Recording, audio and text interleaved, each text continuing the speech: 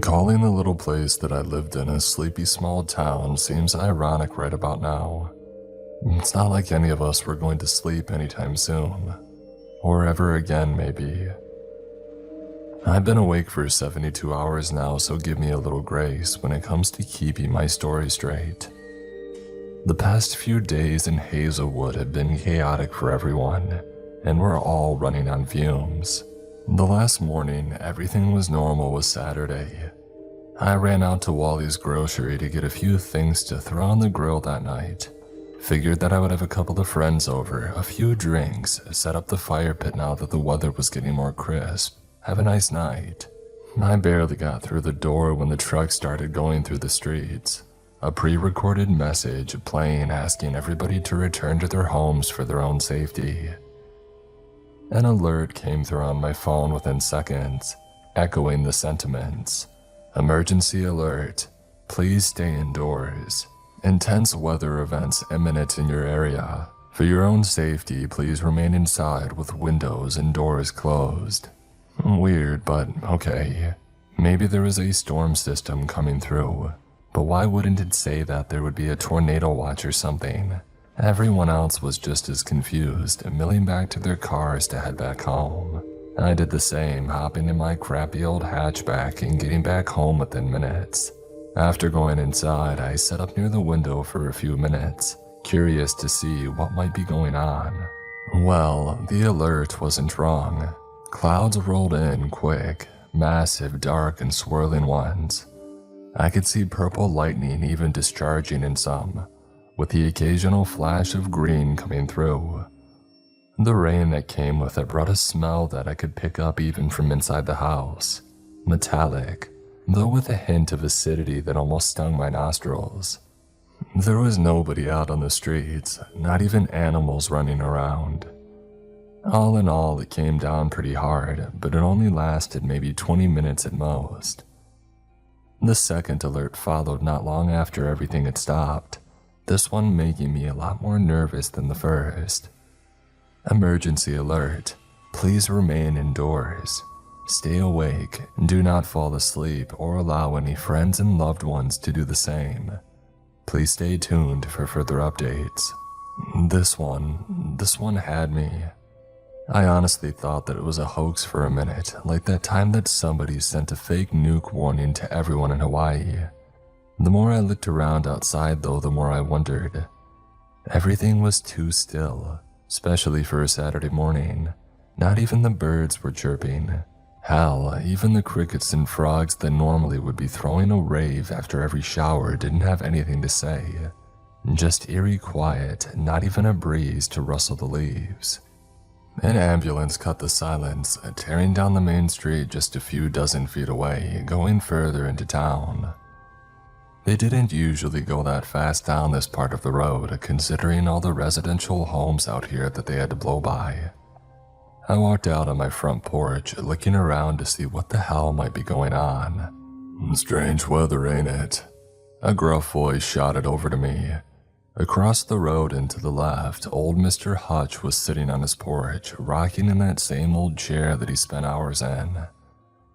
Yeah, weird stuff. Those alerts seem real to you? I asked. He looked at me, not understanding, so I held up my phone to him. The emergency alerts that came through, did you get them? Oh, I ain't got one of those damn things, just the landline. I don't need all that Facebook and Twitter bullshit, he said, starting to go off louder. There's something happening in town.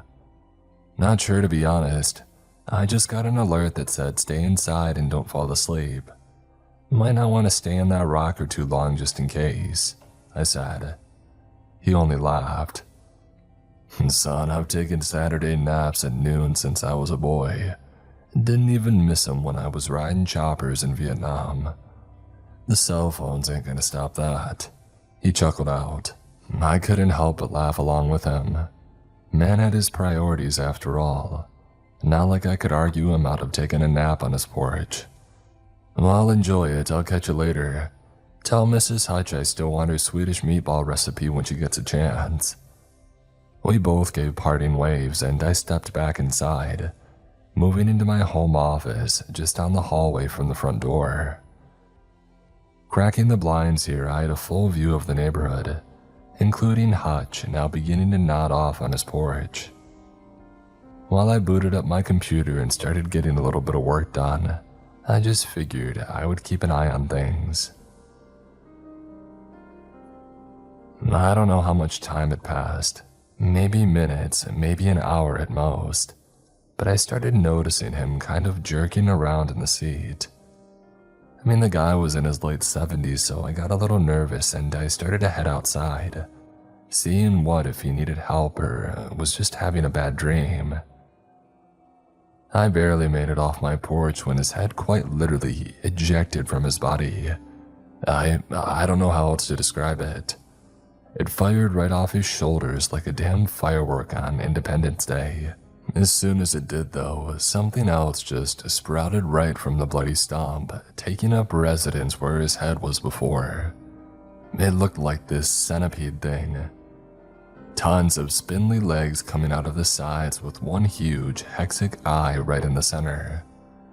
It bent and swayed on the shoulders as it extended from his body, getting used to it before making it stand, walking into his house next. For a minute I was split on what to do. Either run back into my place and barricade the door or run in and try to save Mrs. Hodge, assuming that she was in there. Not that I had to assume long, as a scream cut the air just seconds later.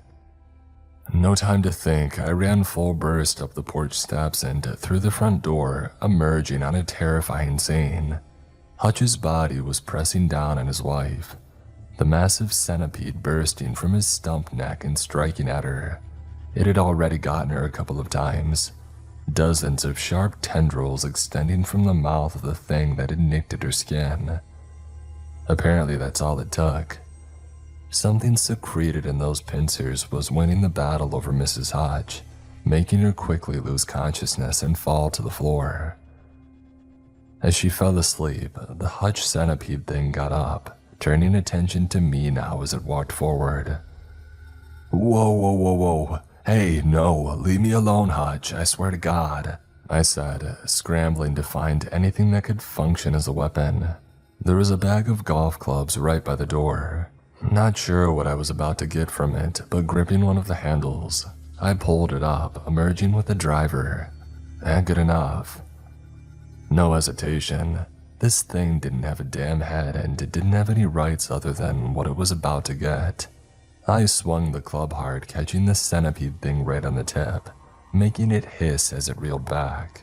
Mrs. Hutch began writhing on the floor, screams coming through in guttural barks as something tore at her throat from the inside.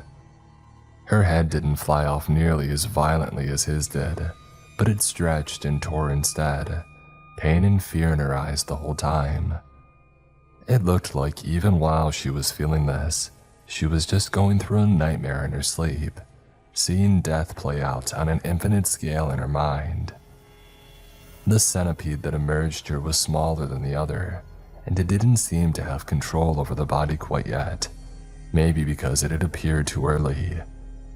Either way, Hutch was still bearing down on me, and so I swung again, this time retreating for the door, desperately to get to safety. Backing through the door nearly caused me to trip over the threshold, swinging once more at the terrifying bug as it lashed out at me. This time it caught my swing, twisting around the club in order to take it away from me, as arms raised to grab onto whatever of me it could reach. Stumbling had probably saved my life and giving me a slight distance to turn and start running down the steps, back over to my house. The clouds were still obscuring the sky above, fresh flashes of lightning beginning to go off above. Something was in the air, different than after any other storm, and the sound of screams began to reach me faintly over the still air. I wasn't the only one contending with what was going on, apparently. The door slammed behind me as I dove through, quickly deadbolting and locking it before drawing my blinds closed. It only took seconds for them to start banging on the door then, massive thuds landing on the solid wood, Way more power behind the hits than old Hutch ever had in him in his prime. At this point, I'm not going to mess around with whatever is happening. There was an old shotgun up in the attic in a case, left to me by Gramps when he had died a few years ago. The thing should still work, and if I remembered right, there was some ammo on hand in the same case that it came with. I don't think that I would have ever taken it out of the case otherwise. Thankfully, I could still remember all the shooting lessons that he gave me when I was a kid. A gun nut as he was, and it all began to come back. It wasn't much, just a pump action. 7 shells left in the ammo box that was in the case. It would be enough. I racked it, making sure there wasn't already a shell in the chamber before beginning to load them in. The banging was still going on at the door downstairs, but only one of them remained from the sound of it. It was cold up here in the attic. Stale air and insulation the only thing other than old boxes to keep me company. For a few minutes, I checked out, I think taking in the weight of everything happening today. Hell, I needed a moment just to prepare myself. Centipede head or not, this was still my neighbor for the last 4 years. He and his wife had invited me into their home plenty of times, fed me some great dinners, and now it was like some messed up Resident Evil game I was getting to live through. A skittering from the other side of the attic wall brought me back to the present. The thin wood and insulation was being pressed inward, something tapping along as it tried to find a way in from the other side. And probably the worst noise that I've ever heard too. Like dozens of roaches just skittering across a wooden board. My skin was crawling. Hoisting the shotgun to my shoulder and aiming as the taps moved closer to the small vent in the wall leading to outside, I could see the shadow over the slats before legs began poking through them, working to stretch what it could and fit through, desperate to get to me. I kept working at the slats for a moment before one finally gave in, weathered from years. This house was old, so not too much of a surprise. But as soon as it gave, that was the reinforcement that the crawler needed, forcing its way further in and extending further through the vent, catching sight of me right as I pulled the trigger. It burst, guts and pieces of the shell flying everywhere while legs rained down. The remainder of it slumped over, dangling in the window as I made my way back through the attic door, still focusing my gun right on the damn thing. I got downstairs and I heard Mrs. Hutch still beating on the door, fistfalls getting louder as she seemingly gained more power behind the blows. I hesitated only momentarily, unlocking the deadbolt and stepping off to the side into the hallway behind the door as it opened.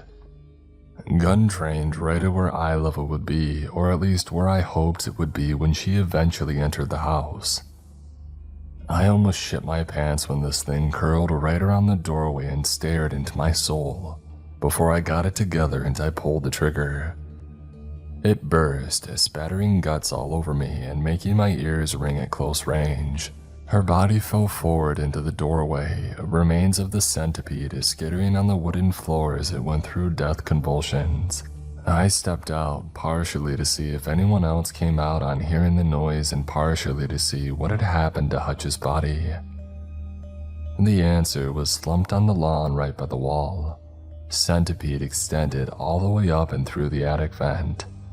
His body wasn't even able to fall completely, with the centipede holding it up, likely at the limit that it could stretch. Legs ran the entire length of it, making me shiver just by looking. And grabbing Mrs. Hutch's ankles, I pulled her back out onto the lawn, getting her out of the way so that I could close the door and relock it. Without the worry of what the hell it might do to me, I was able to look closer at it now, seeing that the centipede I had thought it was actually something much worse. Every segment of the thing was part of her spine, vertebrae growing over each other as it extended out of her stump neck. The end of it where the shotgun had blasted off looked like a frayed electrical wire, dozens of smaller strands of spinal cord unraveling in at the top. I shivered, unsure of what the hell was going on, but knowing that it wasn't something I wanted any part of. The door slammed behind me. This time though, I took a few other safety measures, pushing the recliner from the living room against the door frame to block it. I tried calling EMS to see if there was anyone that would even pick up, but sirens were blaring through the still air, mixing with far-off screams as more of the town began to contend with what was happening. The line was dead, much like I had expected, and all I could do was sigh, turning on the television and knowing that our dinky little town would never get the attention of the news. Sure enough, just more crap. A CEO arrested for money laundering, a reality star who was fighting back against the plastic surgery rumors, another war on the horizon. God, I was tired. I remember pacing my house until the sun went down, just hoping that I could hear something about what was happening in the world outside. Meanwhile, the cloud cover was still there, jolts of electricity lighting up the skyline every so often. The sirens eventually faded, but the screams didn't, only changing position as more of the town found the same thing that I did, just without as much luck surviving. Good news was that I had a decent amount of food. My grocery trip this morning was for a pretty spontaneous get-together. Not that I had heard from anyone since that first alert had popped up. If my friends were still out there, I hoped that they were still human at least. If not, who knows, maybe they made it out before things got bad. For once, I was kind of thankful for my bad sleep schedule. Insomnia was something that I've struggled with on and off my entire life, going whole nights without sleep at some points and just segueing into the next day. Not sleeping wasn't too much of a challenge for me, for a while anyway. Eventually, I just drew the blinds and tried to find something to do to keep my mind occupied, hoping that some alert would come through, telling me that everything was okay now and it was just some, I don't know. Nothing about this would fit into any natural explanation. Who knows, maybe it's still all a dream and I'm just asleep in bed, unaware that my alarm's gone off at this point. Wishful thinking, of course. Around 2 in the morning, someone set one of the houses down the street on fire. Despite the rainy conditions that had persisted since the first warning, the entire neighborhood quickly began to catch with no firefighters coming to get it under control. I was nearly dozing off in my living room, television on loud to hopefully keep me awake with the noise. I figured with where it was relative to the street outside, the sound wouldn't reach too terribly far, giving me some safety. I only realized the fire was going when I started to smell the smoke. Looking out my front window, it revealed that it had already jumped pretty far, only about 2 houses away from me. I was going to need to get the hell out of here or face the flames. I took everything that I could, a shotgun, a little cooler of food that I threw together that could easily be eaten without prep, some medical supplies from the bathroom. I loaded it all up in my car and I hit the road. It only took me about 5 minutes of driving to reach the edge of town and realize that things were far, far more messed up than I had originally believed. Cue my surprise when I'm driving along the highway going slower than normal, thankfully, because I wanted to be vigilant, and I run my car smack into a solid wall. I can't believe how fortunate I was to get out relatively unscathed, only a nasty bruise on my shoulder. In getting out of the car though, I thought that I had hit my head and gone to hell, because things just stopped making sense. The sky above was still sparking with electricity, blanketed by dark clouds against the night. It obscured the top of whatever wall was blocking my way, though I don't know if it was so much of a wall as more of a boundary. Not going to lie, I was feeling very Truman Show-esque, or maybe Looney Tunes considering how much of a weird fever dream this all was. The barrier had the road and landscape around town perfectly laid over it, not painted. I don't think, but kind of like a television. The clouds crackled with lightning in the distance, despite the distance not actually being there. Maybe it was all just a really thick window. I honestly couldn't tell with the darkness in my aching body. Whatever the hell it was, there was no way for me to get through. No staircase with a door and no hatch leading through. Not even a painted tunnel. My car in the meantime was, well, not doing great. The front end was accordion to hell, folding all over itself. It's a miracle that I was still alive. But honestly, the miracle made it feel more like I was trapped in this hell, damned to never escape. Well, I guess it's time to find another plan. To say things have played out weird since then is an understatement. You know, when you're in a nightmare, everything that happens is the most illogical shitstorm of a sequence. Like sometimes you'll just arrive at your next destination, something will appear out of nowhere. Nothing is off limits and anything could happen without the slightest hint of justification. That's how reality is moving right now. Genuinely, I don't even know where the hell I am right now. I'm holding up at a Wally's all the way on the other side of the town. My car is nowhere to be found, the shotgun is gone, and I'm sitting in the cheese aisle, pile driving through a deli tray like it's the last meal that I've ever had. It was like I was sleepwalking the entire time from when I noticed the barrier to now, sitting here stuffing my face. I nearly choked because of how taken aback I was. It reminded me of smoking some bad stuff back in my college days and finishing off a fifth of cheap vodka, total blackout.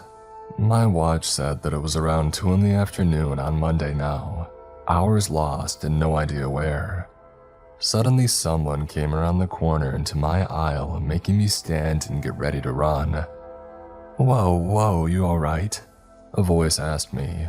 Female, probably around my age. Seemed familiar. Perry, you okay over there?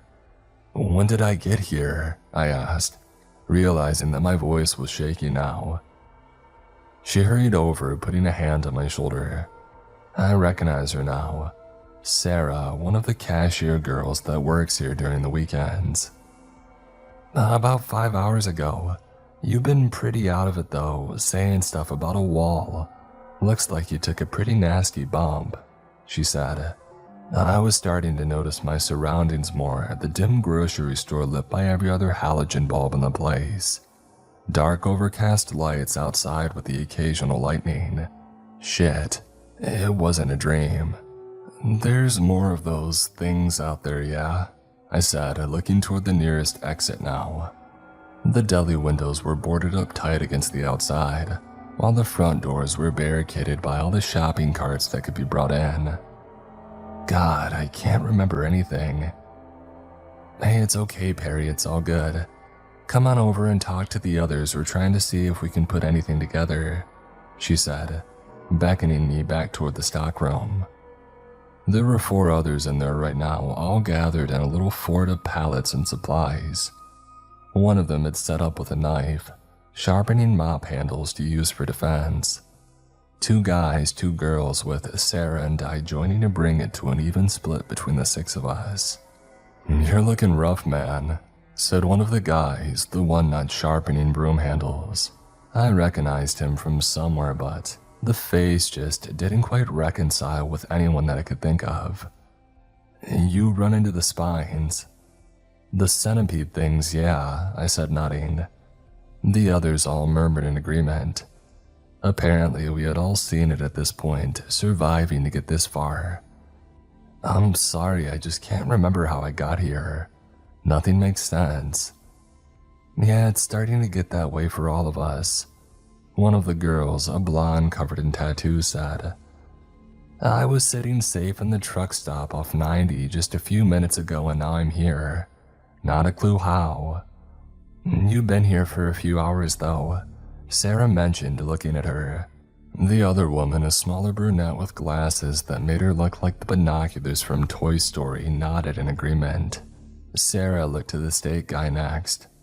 What about you? Stock it up in case of vampires. He just kept on carving, sharpening one end of a mop handle that was already finished with a wicked point. Even then, he continued, his only words, "I had a baby." That was enough for the rest of us to infer what must have happened. Not many humans spend most of their time sleeping, but a baby, Jesus, poor guy. And we left him to his steak sharpening after that. "Have any other alerts come through?" I asked, looking around at the others. I feel like there's something that I might have missed somewhere, some crucial event, but everything was a blur. Nothing about how I got here made sense, with everyone else sharing similar feelings. At this point, even if we could get out of town, would it be too late for us? Just the same stuff. Don't fall asleep. Stay awake no matter what. Isolate any who may fall asleep. Bullshit like that. The other man said. I still couldn't place where I knew him from, with big bushy eyebrows that met in the middle and a thick comb over on top of his head. I was visiting my grandpa at the senior center when things started going crazy. Old people napping everywhere. Heads just started popping off like champagne corks. "Yeah, what the hell is going on with those?" I asked, still trying to gather my bearings. I thought they were like bugs. "I have a theory that something happens when we enter REM sleep," Binoculars mentioned. "It awakens whatever makes the spine take over." "So that's just their spine?" Tattoo asked now, panic in her eyes. I swear the one that I saw still had eyes on the end of it, looking at me the entire time it came after, and then those freaky threads that were coming out of it. Don't let those touch you, I mentioned, recounting the story of the Hutch family. They all shuddered except for Steak, who just kept staring blankly at the sharp point that he was making. He stopped carving after a moment, staring at the nasty tip on the javelin that he had made. "Hey man, you okay? Be careful with that." "I'm sorry, Millie," he said, standing up and situating the point of the carved handle on his neck, tilting it a little ways inward. It was like watching a car crash in slow motion, knowing that you're about to see something awful yet you're too terrified to move in time. He situated both hands on the handle, pushing the point into his neck so hard that a little bead of blood began to ooze out, and he threw himself forward toward the ground. The other end of the handle didn't have a mop head on it, just metal and rubber for holding it in place. It hit the ground, catching on a crack in the concrete that stopped it suddenly, holding it upward at an angle. The force of him falling forward made the point immediately puncture right through the underside of his head, managing to poke far enough through to come out the other side of his skull. God, why? Why did he do that? Sarah was backing away from the body, screaming now, while I and the other strange man just jumped back and stopped, unsure of how to process what was going on. Binoculars and Tattoo were holding each other, both in tears. He's dead. Steak let out a half gurgle, almost a comical noise as if he was reassuring us that he was still somehow kicking. His feet staggered forward a couple of steps, quickly beginning to slip in the blood pooling around him. I motioned for everyone to leave the stockroom, heading back into the main store and away from the horror in front of us. Is it bad if I'm jealous of him? Honestly, at the rate this is playing out, taking myself out doesn't seem like the worst option there is. It's better than nodding off and having my spine rip out anyway. Exhaustion began setting in harder around then, with my irritability immediately beginning to turn up as my tiredness had mounted. Tattoo and Binoculars were still crying. Strange Face wandered off to do his own thing, though I'm not sure what that involved. Sarah was near catatonic at this point, staring off into blank space behind her register, standing at attention like she was waiting for items to come down the line. The crying began to get on my nerves, sending me elsewhere to try and find something else to keep my mind busy. It started to get dark outside, lightning still popping through the clouds on occasion, when I found a small pocket radio on one of the shelves in the back. I swear as I was walking around back there, Steak was following my every move though. At some point I'm pretty sure that I saw him swivel around in his pole, trying to get a better look at what I was doing. When I checked him though, he had no pulse, eyes glazed over in death. Nonetheless, the feeling persisted. It took me a minute to find batteries for the radio, but turning it on got me nothing. Just static on every station, blaring out with the same dull drone. I was about to give up when it suddenly shifted, a monotone voice coming over the tinny speaker. Stay awake until the alert is lifted. Thank you. Attention, collected personnel are on site to assess the situation. If you have found yourself in a Class 4 night terror, please do not be alarmed. Stay where you are, find the nearest weapon, and defend yourself. Please stay awake until the alert is lifted. Thank you. It cut off after that, and I shook my head. My eyes were beginning to burn from the lack of sleep, drying out something terrible. I pushed the radio aside, not turning it off completely, but zoning out into a daydream for a moment. Attention, collected personnel are on site to assess the situation. If you have found yourself in a Class 4 night terror, please do not be alarmed. Stay where you are, find the nearest weapon. Kill yourself. My blood ran cold, hearing the new deviation on the instructions. A scream finished freezing it over at glacial temperatures only seconds later. From near the registers, a woman screamed, but also, oh God, the skittering, click-clack sound of the spines moving. Somebody fell asleep. Tattoo was the one. Her head was grotesquely stuck in the rafters of the grocery store, empty eye sockets staring down at us as our problems unfolded below. It was a macabre audience, but the spine bursting forth from her neck began to spew threads almost too thin for the eye to see. Little nerves spread through the air, feeling for anything near that they could latch onto. The spine just kept rising out of her, making me half expect to see her body collapse without it to hold everything to a center. The nerves grabbed onto binoculars and Sarah, bringing the two women in closer as they got a hold. Whatever it used to knock them out was effective though, because almost immediately it looked like they fell asleep. Within moments, their heads began to tear off, spines elongating out of the stumps to further stretch their necks until they had disconnected with loud pops. The white bone was covered in blood and viscera, with the vertebrae clacking together, appearing as spindly legs as parts of bone stretched and elongated.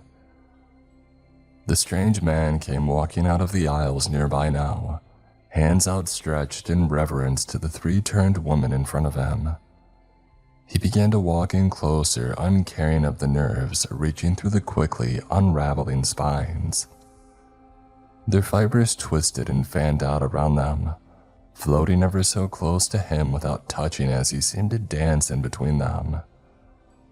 Yes, embrace your exhaustion. Delicious, he said, doing one of the grossest things that I had ever seen in my life. He was licking the viscera off the contracting spines as they wriggled, taking in their taste and relishing it. I just ran, and I didn't stop. I burst through the back door of the market and I kept on running. Suddenly, I'm out on Main Street, small buildings on every side. It's deserted, quiet with nobody else out there but me. The thunder rumbles overhead as more purple and green lightning crack through the clouds. A burst of static comes through the radio in my right hand. I didn't even realize it until I grabbed it. The same warning was playing, now with the new ending running every time. Checking my watch revealed that I had lost another day and a half somewhere along the way. Where, who the hell knows? I just arrived here, I guess. I don't even remember where I was trying to go in the first place. A strap digs into my neck as I turn around, looking to see if there's any place to find safety. The shotgun. Holy shit, the shotgun is slung over my back. How did I get it back? Did I make the trip back to my car and then come back to the center of town?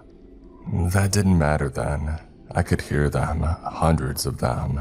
There was just the skittering sounds of tiny jagged feet on the pavement all around me.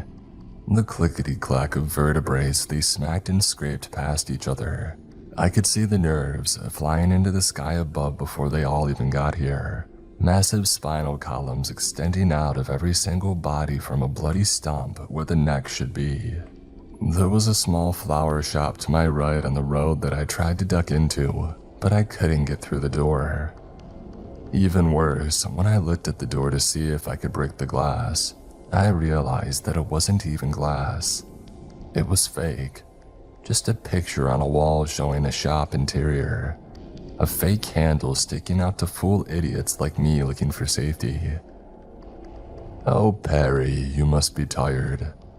The strange man was back again, suddenly right in the middle of the crossed roads, looking right at me. His bushy eyebrows were furrowed, a small, buck-toothed smile breaking through his lips. God, why did he seem so familiar but so terror-inducing? Everything about him just looked uncanny, off by the slightest bit. An imperfect imperfection of a human.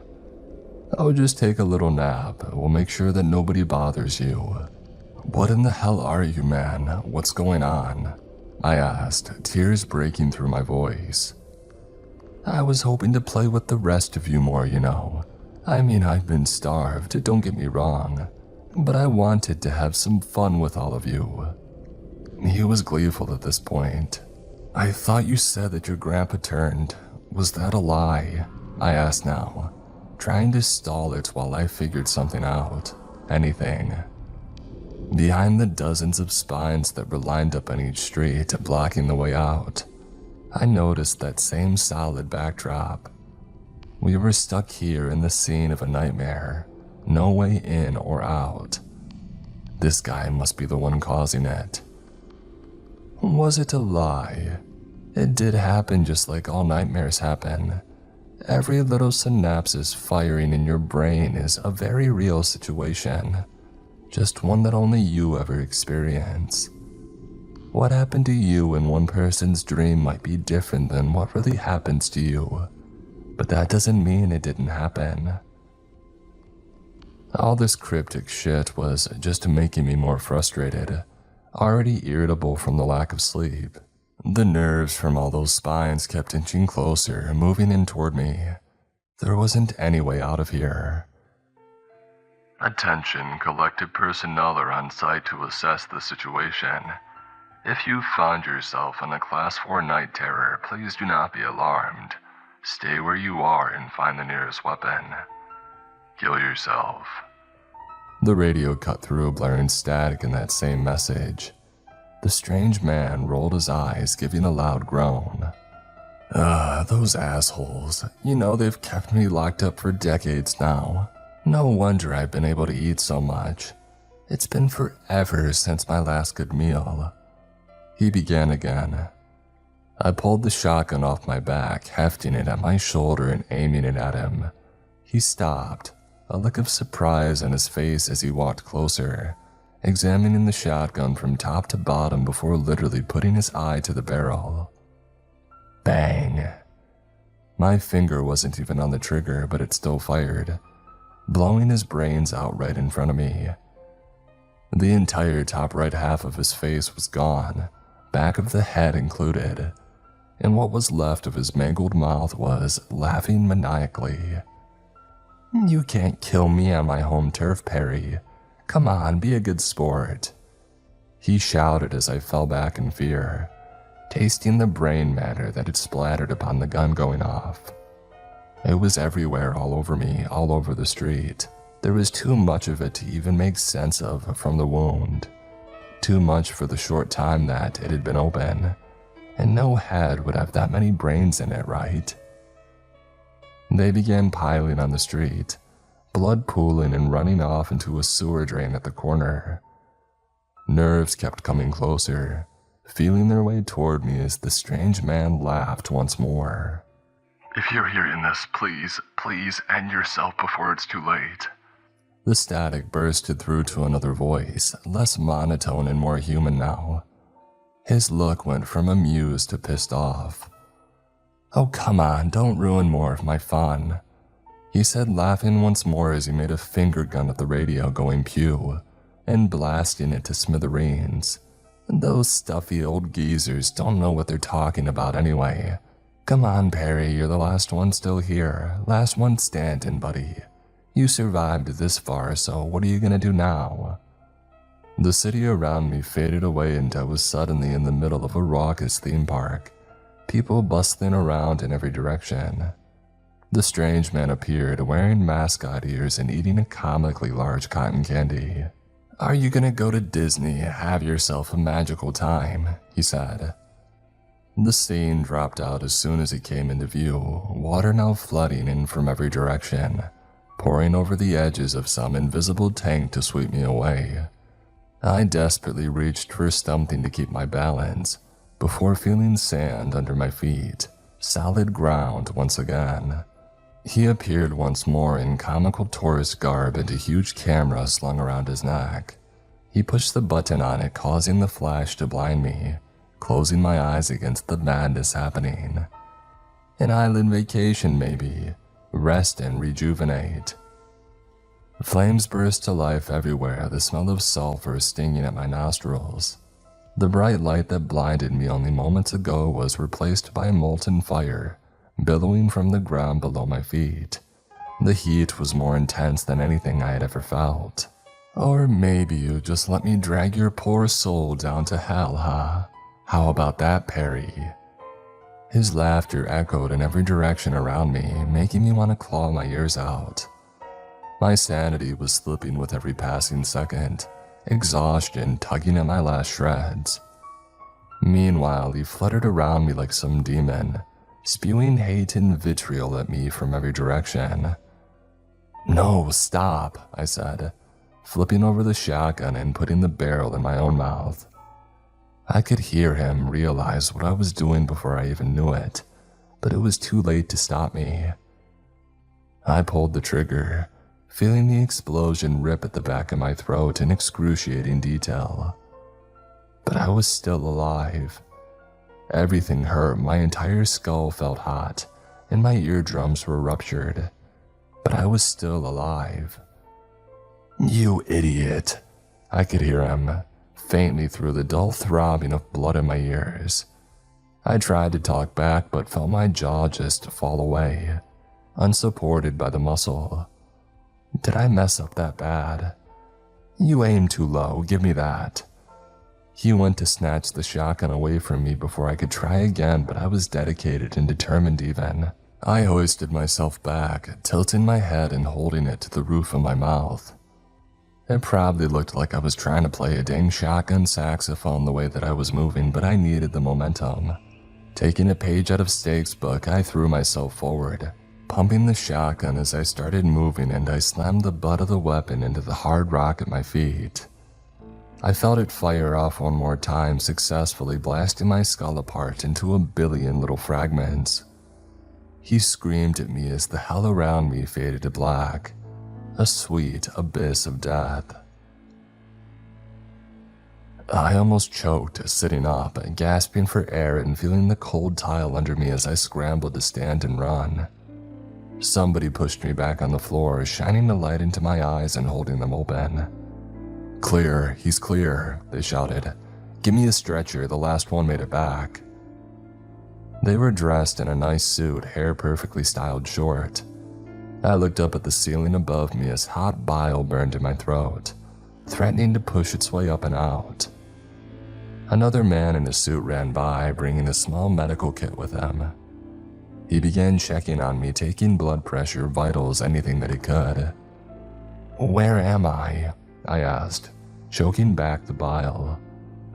"Wally's Grocer in Hazelwood, Georgia," the first agent that had shouted told me.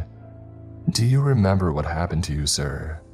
"How did I get back here?" I asked, still unsure if I was going by the weird nightmare logic or actually got here in a real way. "You've been here for a few days, sir. Tell me, did you see this person during your ordeal?" He held up a rough sketch, showing a man with bushy eyebrows, a thick comb-over, and buck-tooth smile. The strange man who was pulling all the strings. All I could do was nod, still holding Bile back. God, I was starving. A few days. The agent took my confirmation, beginning to talk into a monitor. "We have confirmation of a nocturne in the area. Please begin cleanse protocol," they said, getting an affirmative over the radio. The medical guy started to help me up and guiding me toward the door of the grocery store. We stepped out into bright sunlight, almost blinding me as I tried to adjust to it. When I finally did, the sight that met me was something that made me almost shut back down. Body bags lined up down the central street in town. Some fine, others with long, thick spinal cords stretched with vertebrae into small legs curling at the edge. No room to zip the bag around them. Oh my God. I fainted then and there, losing consciousness again. The next thing that I knew, I woke up in a hospital room, unsure of what was going on. The people who brought me here have been in and out, asking me every damn question imaginable, cross-referencing others that had talked to me and doing an entire investigation. From what one told me, this was a contained event, though most of Hazelwood was, well, dead. 3 days and a nightmare and the town collapsed, everyone giving into their exhaustion while that thing preyed on them. What a way to go. I saw Steak walking through the hallway outside my door earlier today. He was carrying a little bundle, talking to it and singing its songs. I noticed on one of his passes that a hand was sticking up from the bundle. Plastic, lifeless, but not to him. The nightmare was only beginning for him. No matter how much I've tried to get sleep since coming here, it just doesn't last for long. The night terrors were rough, the spines haunting me through any dream, no matter how good it starts. They said they're going to prescribe something for a dreamless sleep tonight. I hope it works.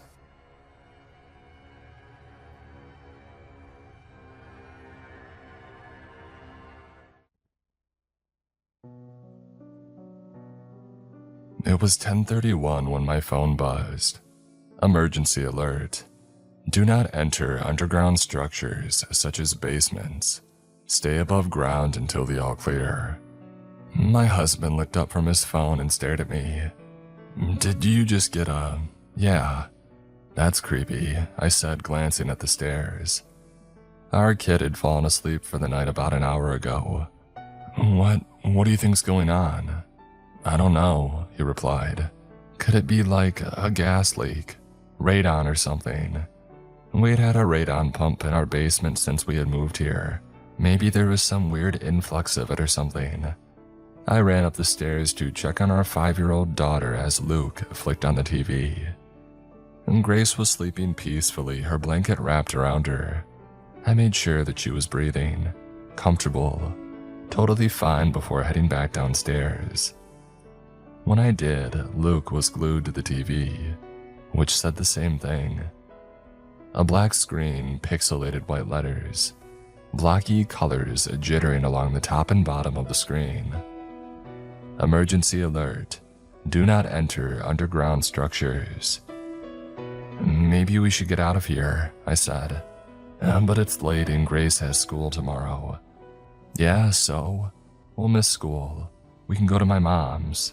Luke crossed his arms and stared at the TV. He then flicked to CNN and other news channels, but whatever was happening here must have been local, because it was the same political drivel re-airing from earlier in the day.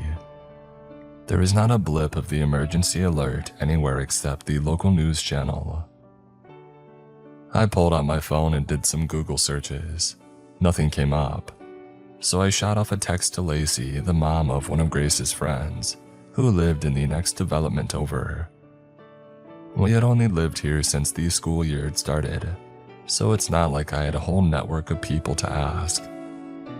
She didn't respond. I think we should, I said, grabbing a duffel bag out of the closet. What about work? Don't you work remotely on Mondays anyway? Yeah, but... I walked over to our basement door. The chain was latched. I hurried into the kitchen, opened the drawer, and pulled out some postal tape. What are you doing? If it's radon or something, I don't want that stuff all in our house, I said, crouching along the bottom and taping the crack under the door. I think that they would evacuate us if that were the case. I looked up at him as I yanked another long piece of tape off the roll. Okay, so what do you think it is? He shrugged. When I had taped all the cracks, I brought the duffel bag upstairs, filled it with a few random outfits for me and Grace, along with my laptop and a few of her favorite dolls. And then I grabbed the cooler and loaded our leftover pasta and yogurts into it. Within 10 minutes, I was ready to go out the door. I'll pack up the car. Can you go and grab Grace? I asked. Luke went upstairs. I walked down the driveway, weighed down with bags. It was a chilly and clear night. Stars twinkled high above me. The street was exceedingly quiet, the tall, scraggly pines of the surrounding pine barrens stretching up to the sky. I heard the echo of a dog barking somewhere. If everybody got the alert, wouldn't there be more people deciding to leave? I glanced at the house across the street. It was completely dark except for the light above the garage that flicked on when I came out of the house. I opened the back hatch and threw our stuff in. Luke came out after, carrying Grace, wrapped in blankets. She blinked sleepily. I strapped her in and Luke grabbed some stuff, and then we were pulling out of the driveway on the road to my mom's house an hour away. She fell back asleep. I told Luke, watching her face flick into view with the light of the passing street lamps. Good. My phone buzzed. I reached for it. Emergency alert. Your phone's GPS indicates that you're leaving city limits. We do not recommend evacuating. Please return home and stay above ground. What the heck? I whispered. What? Luke asked. There's another alert. It's saying it knows that we're leaving. It's tracking our GPS and it's telling us to stay. Luke glanced at my phone. Wait, seriously? Yeah. That data's supposed to be private, he said. Isn't it? I would think so unless, I don't know, maybe there's some emergency protocols that allow the FBI to access it or something. We fell into uncomfortable silence. Luke clicked on the turn signal and switched lanes. You don't want me to turn around, right? He asked quietly. I glanced down at my phone. No, I don't.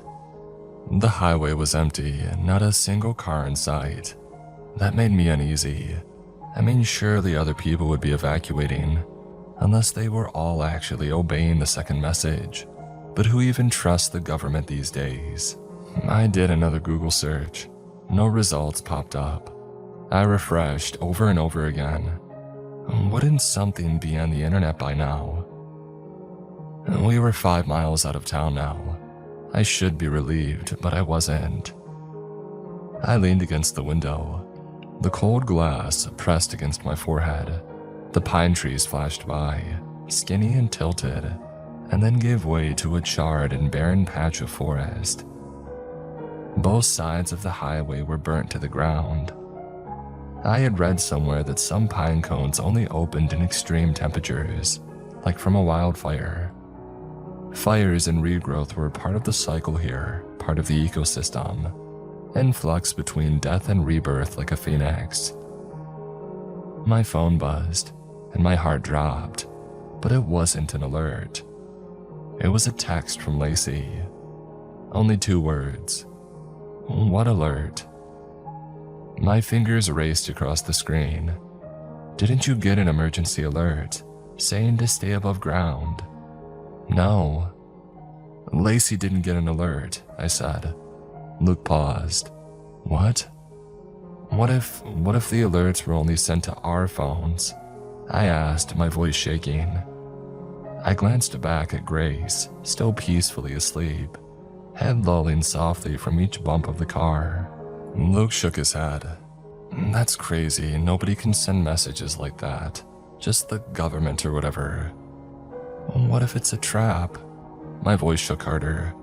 What if the only safe place was our basement? That's just your OCD talking, he said softly and emphatically. We're doing the right thing. There's something weird going on in town, like a gas leak, and we got out. That's obviously the safest thing to do.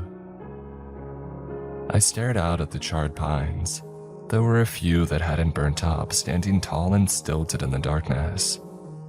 I stared out at them, wondering why they were spared. One of them moved.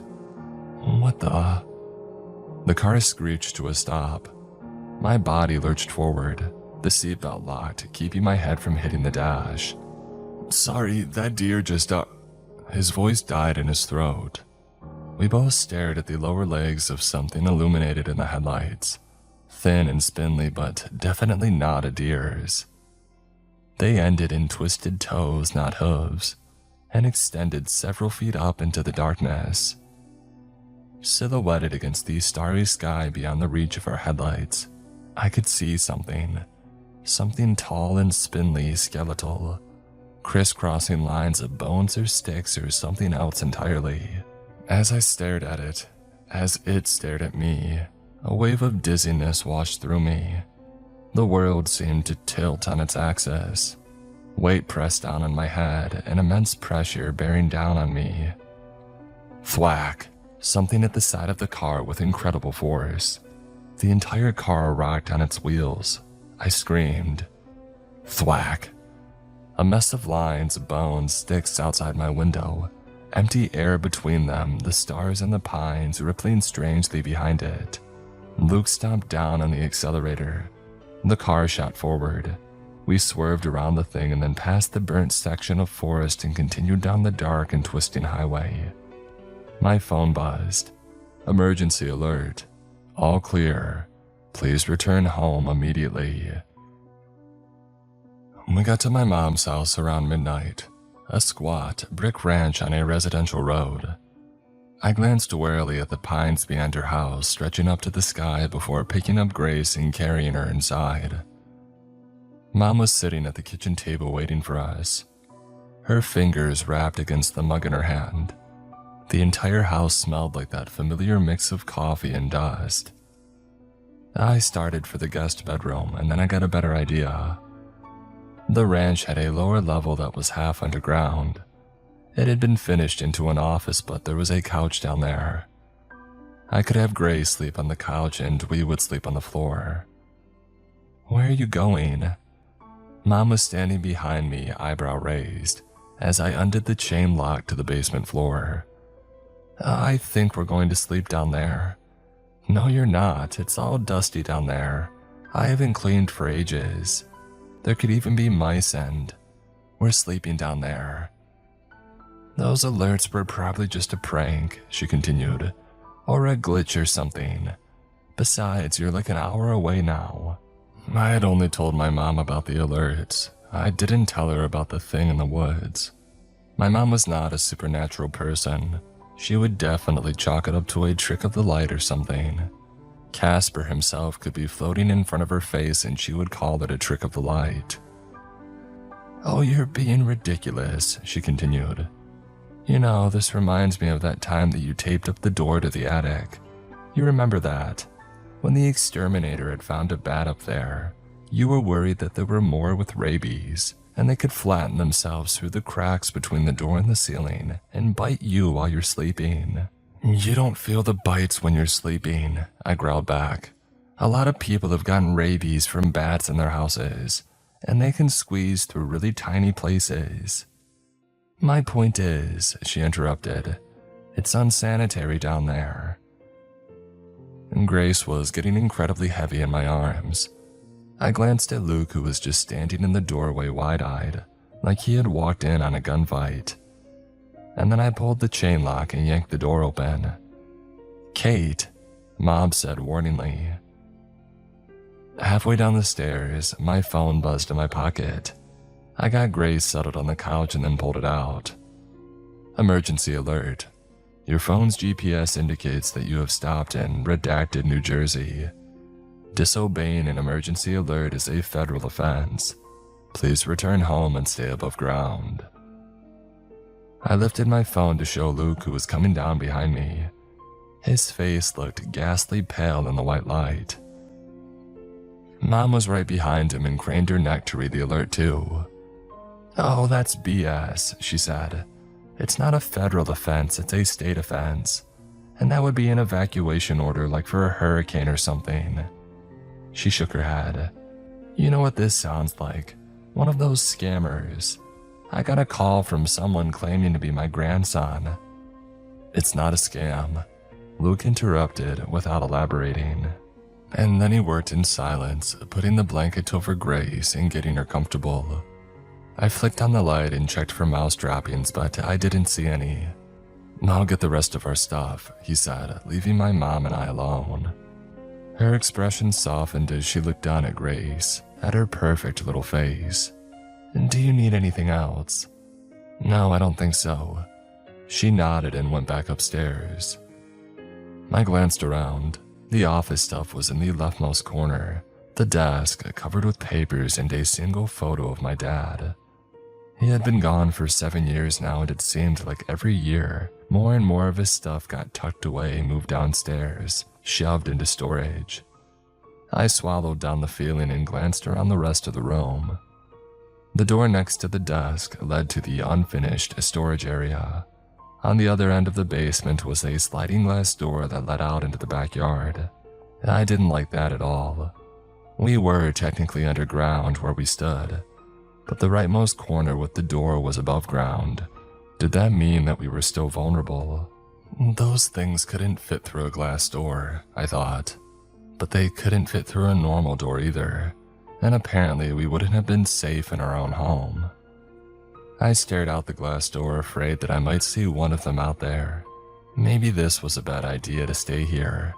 We were an hour away, sure, but the pines were still right at our door. Not officially the Pine Barrens, but the surrounding pinelands ecosystem, which was almost the same thing. If those things came from the Barrens, they were only in the burned areas, I reminded myself. I imagined a pine cone spiraling in midair, petals opening as fire raged around it, and skeletons made of sticks prying their way out of the thing, creeping along the ground and stretching and growing towards the sky. Were there any maps of the burned areas? I pulled up Google Maps looking for the blackened areas, but the information would be out of date, wouldn't it? My phone buzzed. I expected another alert, but it was a text from Lacey instead. "My friend Rochelle got the same alert that you did, by the way. Super weird." My heart dropped. And did Rochelle, whoever she was, listen to it? "Tell her not to listen to the alert," I started typing. "It's a trap." And then I realized how unhinged that sounded. I didn't even know Lacey that well. I thought for a second and then typed a new message. "Can you give me your number? I want to ask her about it. It's pretty weird that it targeted both of us and no one else." "Sure, let me ask her," was the reply.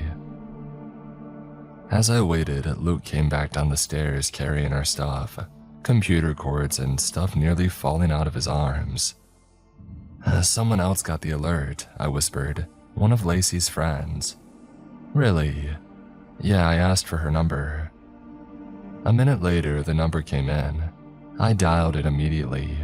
On the third ring, she picked up. Hello? "Hi, this is, Kate, Lacey's friend." I started awkwardly. "We got the emergency alert too, but we think that it's a trap. There's something off about it." A pause. But it came from the government. How could it be a trap?" "It seems like nobody else is getting it. When alerts are sent out like that, they're sent to all the phones in a certain location. It doesn't make sense." "Yeah, I don't know, it's weird. Well, we were just about to go to bed here, so I'd better go." "Wait, I think the basement is safe and everything else isn't," I said quickly. "I think someone's trying to lure people into staying above ground." "Okay, maybe," she said unconvincingly. "Look, I gotta go, sorry." A few seconds later, the call ended. Oh crap. She didn't believe me, I said, looking up at Luke, my lip trembling. She and her kids and her family, they're all going to. Hey, you tried, he said, wrapping his arms around me. That's the best you can do. I couldn't help it.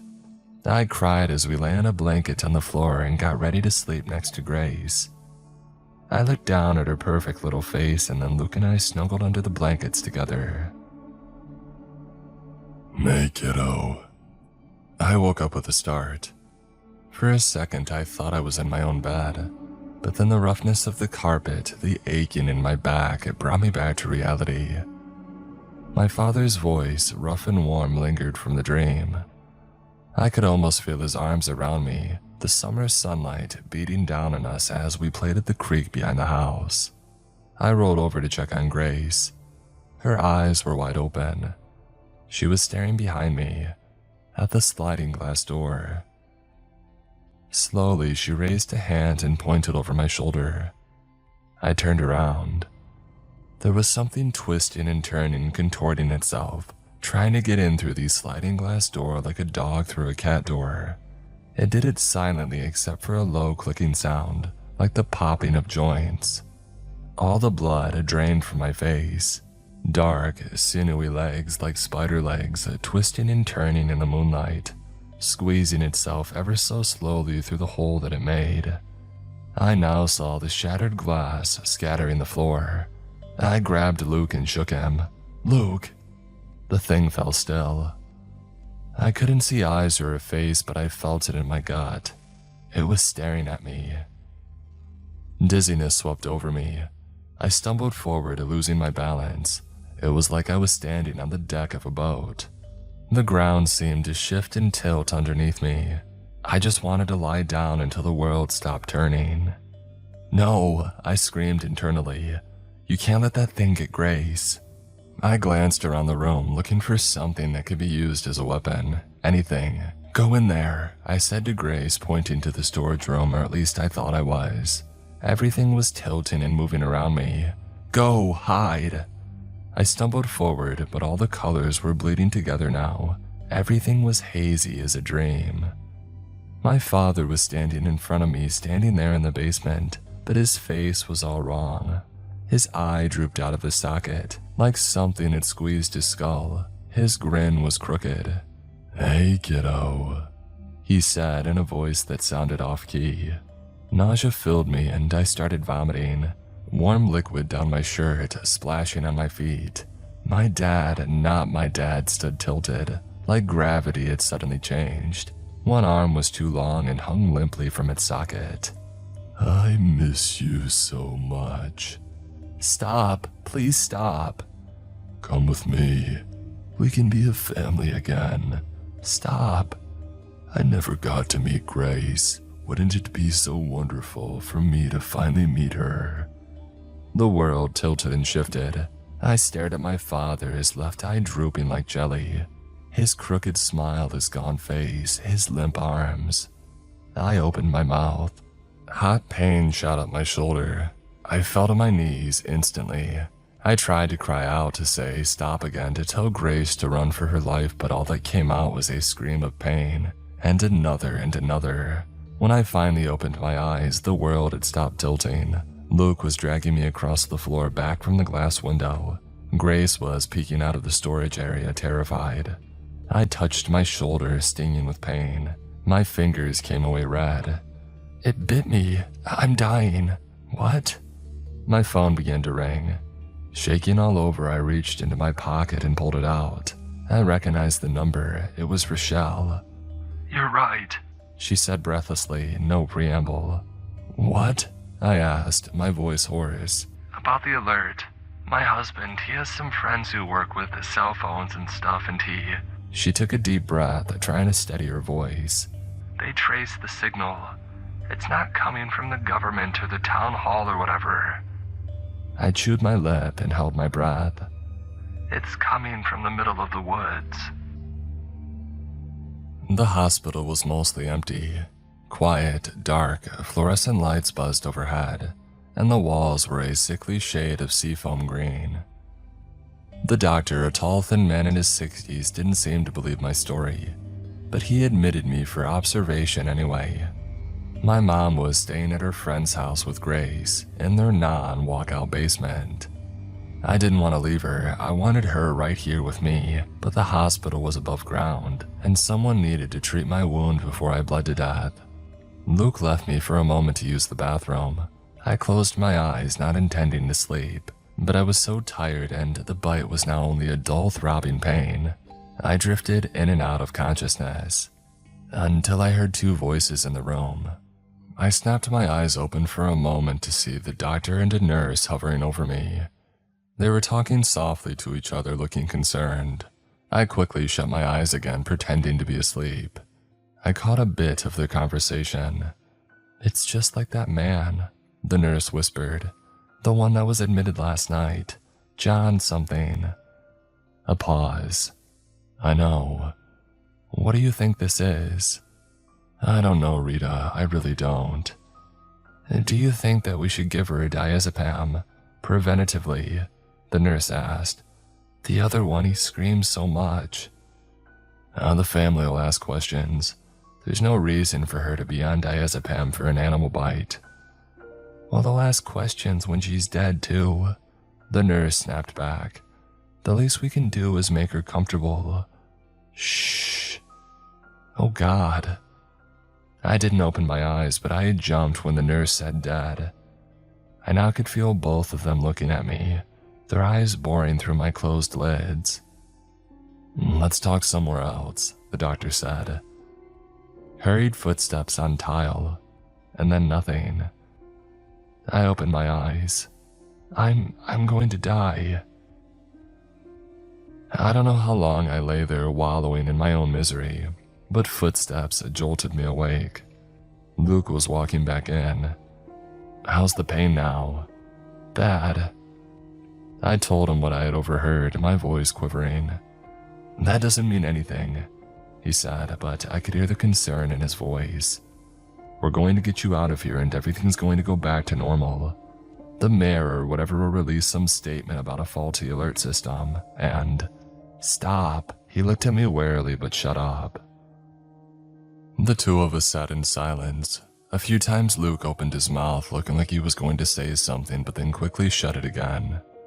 Footsteps pattered by outside in the hallway. The tinny sounds of the TV droned on in the corner. "I'm going to call Rochelle," I told him. The line rang 3 times before she picked up. I told her everything about the bite, about the things that I saw. I was afraid of sounding crazy, but when I had finally finished, she sounded like she was crying on the other end. "I saw my baby," she said in a low tone, barely above a whisper. I had a miscarriage at 14 weeks, and I saw this little basket with a tiny pink thing bundled up inside, and I heard her cry." Her voice broke. "I knew it wasn't real, but I still went toward it, before Ravi pulled me back." "I'm so sorry," I said, the phone trembling in my hands. "Thank you." "But it didn't hurt you, right? Bite you or claw you?" "No, I don't think so." The silence stretched out between us. "So what do we do?" I asked. "Just run from it forever?" "I've been talking to someone who knows about this more than we do. Maybe I should come see you. What hospital are you at?" She told me that you would be there in an hour. Rochelle was a short, thin woman with brown skin and thick-framed glasses. She wore a t-shirt with some sort of video game reference on it and faded jeans. As she hurried in, she was wringing her hands, twisting them over and over again. Following after her was a woman in her 50s. Her salt and pepper hair was cropped short and her skin was deathly pale, like she had never seen the sun. "This is Jamie," Rochelle said, gesturing to the older woman. "She's a professor and specializes in this kind of stuff. I've been talking to her for the past few hours and she wanted to see you. This kind of stuff." The woman abruptly sat down and leaned in towards me, like I was some kind of specimen that she was eager to examine. You know what's going on here? I asked, as she stared at my shoulder in a way that made me extremely uncomfortable. Well, yes, sort of. Have you ever heard of something called speculative evolution? No, I replied. Okay, it's reconstructing what kinds of creatures would evolve under different circumstances. Maybe an amphibian would evolve to have wings like a bat, for example, if insects didn't hover around ponds. You see what I mean? I guess. We also try to construct what animals might look like millions of years from now, or humans.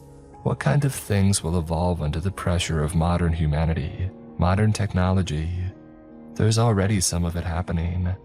The bedbugs in New York City are hundreds of times more resistant to pesticides than the ones in Florida are. And deer are more skittish than they were 10 years ago because cars kept hitting them.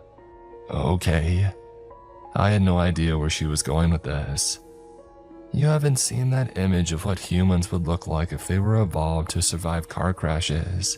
The man has like no neck and lots of fat to cushion the impact. No? Okay, she shook her head. The point is, some people in this field believe that at some point, creatures would evolve abilities that mimic technology, like birds that look like drones or bats that can sense electromagnetic fields. Who's to say this thing that you and Rochelle have described hasn't evolved the ability to send out radio signals, hack our entire mobile system? Okay, that's ridiculous, Luke interjected. So what, this creature is like texting, in English? Oh no, nothing like that. States, local governments, they often have pre-programmed emergency messages, like a protocol for hurricanes, earthquakes, nuclear threats, etc. This thing, it just hacked a signal to send a particular protocol. Same thing with Rochelle, she said, looking sympathetically at her. We're all sending little electromagnetic signals in our brains all the time. Neural impulses. Sharks, 400 million-year-old living fossils can detect them. These things, they can hack them. So when I saw my dad, I glanced at Luke. That thing was hacking my brain signals. Jamie nodded. Oh, it's a little more complicated than that. I believe this thing sends out a chemical in the air too, at close range that messes with some neurotransmitters. But essentially, yes. Okay, but why is the basement safe then? Because it's too big for them to get down there, Luke asked. Well, I'm glad you asked that, Jamie replied with a big, victorious smile on her face, like she was just about to tell us the secret to the universe.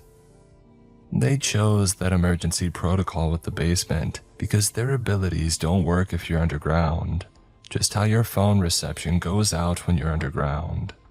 A heavy silence filled the room. Luke and I looked at each other. For one, this sounded pretty out there, conspiracy theory level stuff. More unbelievable than Roswell. On the other hand, nothing that I had experienced in the past 24 hours had made sense. How do you know all of this? I asked. This isn't the first time that it's happened, she replied, her face grim.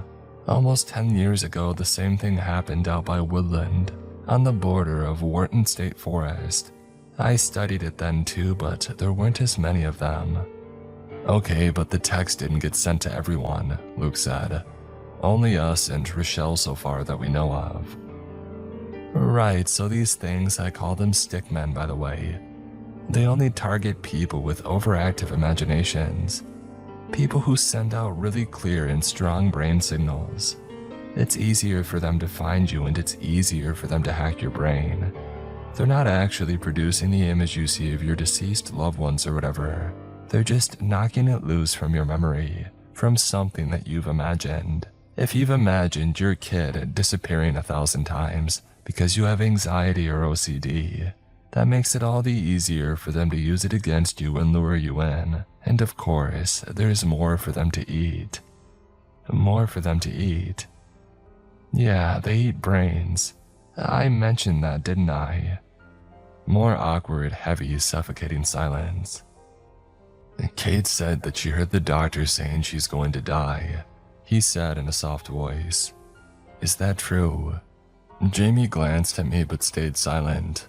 Rochelle jumped in, her voice full of heartache.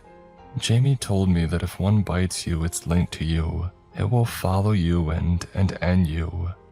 It'll show you your worst nightmares first. Jamie interjected, absolutely unable to read the room. Show you everything you fear. But when it starts showing you yourself in these waking nightmares, that usually means you only have a day left. I swallowed a wave of nausea, and then I started getting out of the hospital bed. I needed to get out of here, away from Jamie's stare, Luke's concern, and just a moment of silence. Maybe I would get a Coke from the vending machine, not even a diet one. I hadn't had a full sugar one in ages. I tried to keep out the memory of my dad before me in my mom's basement. I had imagined him saying those exact words. When I was at my lowest point years ago, when a flicker of suicide showed itself in an ocean of postpartum depression, and that stick man or whatever has used it against me. Another wave of nausea. I pushed towards the door. "Wait," Rochelle said, standing up and reaching for my arm. "I'll be right back," I snapped.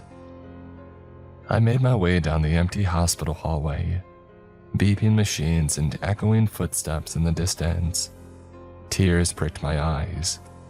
I kept going, making a left and then a right, following the signs for the vending machines. My feet shuffled along the ground, taking me there slowly, ever so slowly. "Kate, stop." I turned to see Luke coming after me. He stopped 6 feet away, trying to give me space. "I just need a minute," I replied, my voice shaky. No, it's not that. Your mom just texted me and we have to go. Grace." His voice broke, and my heart broke with it. "What happened?"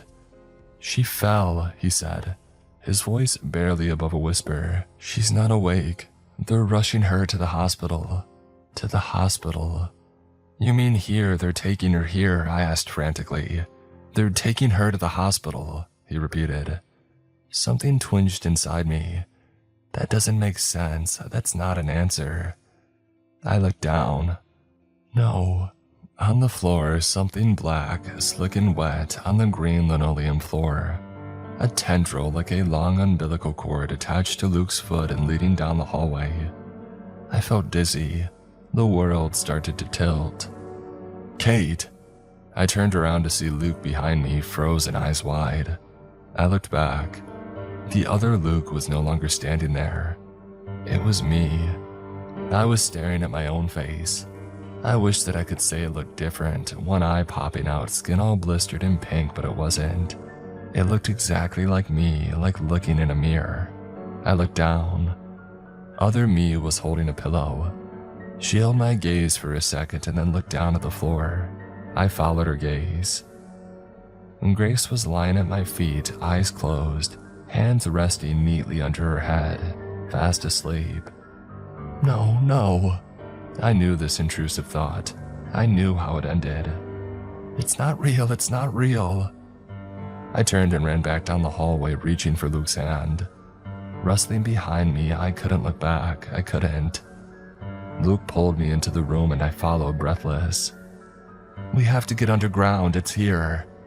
Rochelle and Jamie looked at me, and then they looked at the floor. For a second, I thought I was going to see my worst nightmare, but instead, I looked down to see blood dripping off my arm, seeping through my shirt, traveling in wet, soaky rivulets, dripping to the floor. Jamie shot up and walked over to me. Gently, she pushed back the cloth of my shirt, exposing the wound at my shoulder. "Necrotic tissue," she whispered. She shook her head sadly. "It's begun." I can't die. I can't. My shoulder pulsed with pain. I continued running down the hall towards the big red exit sign. The hospital hadn't released me. "Stop!" Luke begged, catching up with me, but I forced myself to run faster despite the pain. I wasn't going to just sit in the hospital room and wait to die. Obviously, from what the doctor said, that's what happened to the last one. I was going to get underground. Maybe I would have to stay there forever, or until they found a way to kill these things. I would not leave Grace without a mother. I wanted more than anything to go to her, hug her, to tell her that I loved her. But maybe that thing could follow me even into a basement. I didn't think so, but I couldn't risk it. The best thing that I could do was get underground, buy time. Grace was as safe as she could be with my mom underground. I ran towards the exit. The red sign glowed brightly in the darkness of the hallway. One of the lights flickered overhead. My bare feet slapped against the floor. The floor felt sharp. I kept running, but it didn't seem like I was getting any closer to the exit sign. What the? I glanced back and Luke wasn't following me anymore, nor was Rochelle or Jamie. The hallway extended beyond me, stretching back into the darkness indefinitely. I kept running. The exit door was open now, but still so far away. A stiff breeze blew in, ruffling through my hair. It smelled of pine and wood and decay. Keep running. The ground was so rough under my feet and the air was so cold. The lights above me flickered wildly. The door didn't get any closer, no matter how fast I sprinted. A few leaves swirled by outside in the darkness. Keep running. The lights above me flickered out, and then I wasn't in the hospital anymore. I was in the middle of the woods. Pine trees stretched up into the darkness. The sand littered with sharp sticks and rocks bit into the bare soles of my feet. Silence rang in my ears except for a light fluttering sound somewhere in the darkness. No, it tricked me. I wheeled around and I didn't see any lights, any break in the trees. How deep in the barrens am I? How long have I been running? The darkness closed in, suffocating me. I felt my pockets, no phone, no way to call for help, no way to know where I am. I sucked in a breath, ready to scream into the darkness. But that would draw the stickmen to me, wouldn't it?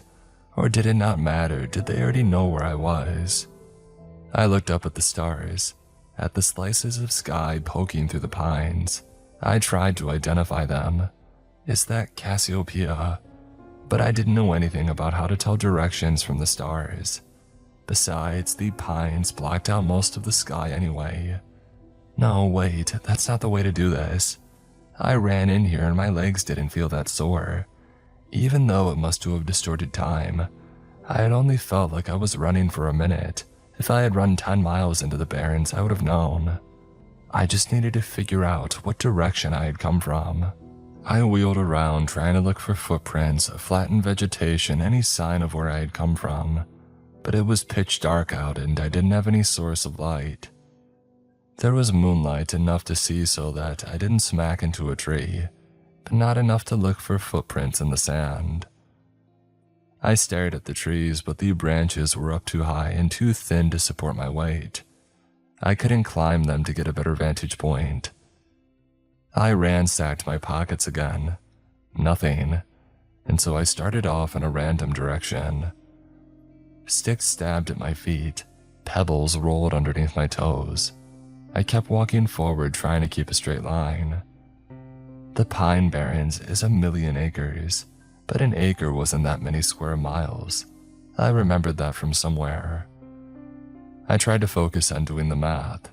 If I was in the center and I walked in a random direction, how long would it take me to get to the edge? 5 hours or 10, maybe more than that. And of course I had heard the stories. Even without the stickmen, the Pine Barrens were deadly enough. Carnivorous plants, rattlesnakes, and a way of turning people around. It was easy to get lost in the infinite pines.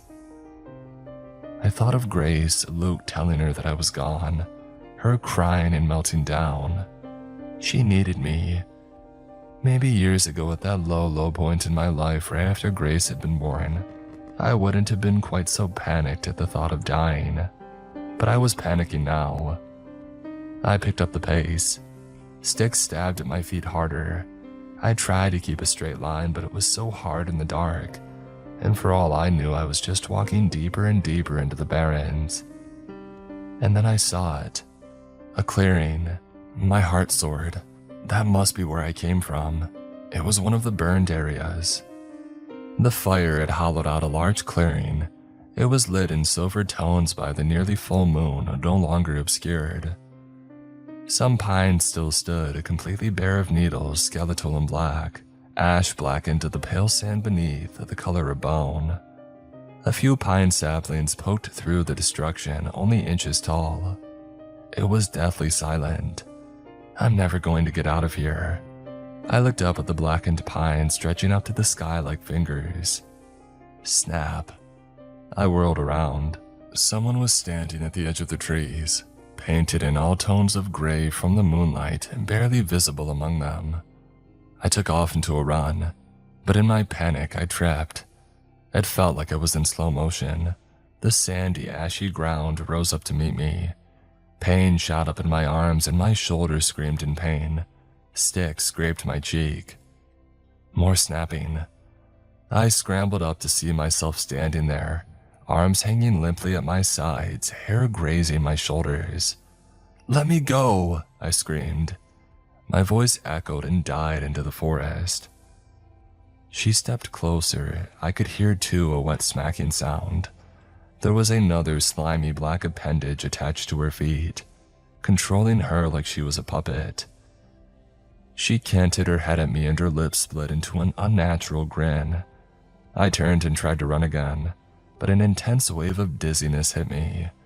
The ground tilted. Heaviness pressed down on my head. My stomach lurched and I was vomiting, stumbling, tripping in my own puddle of vomit. "Stop," I croaked. I was lying on my back, warm, wet vomit soaking through the back of my shirt.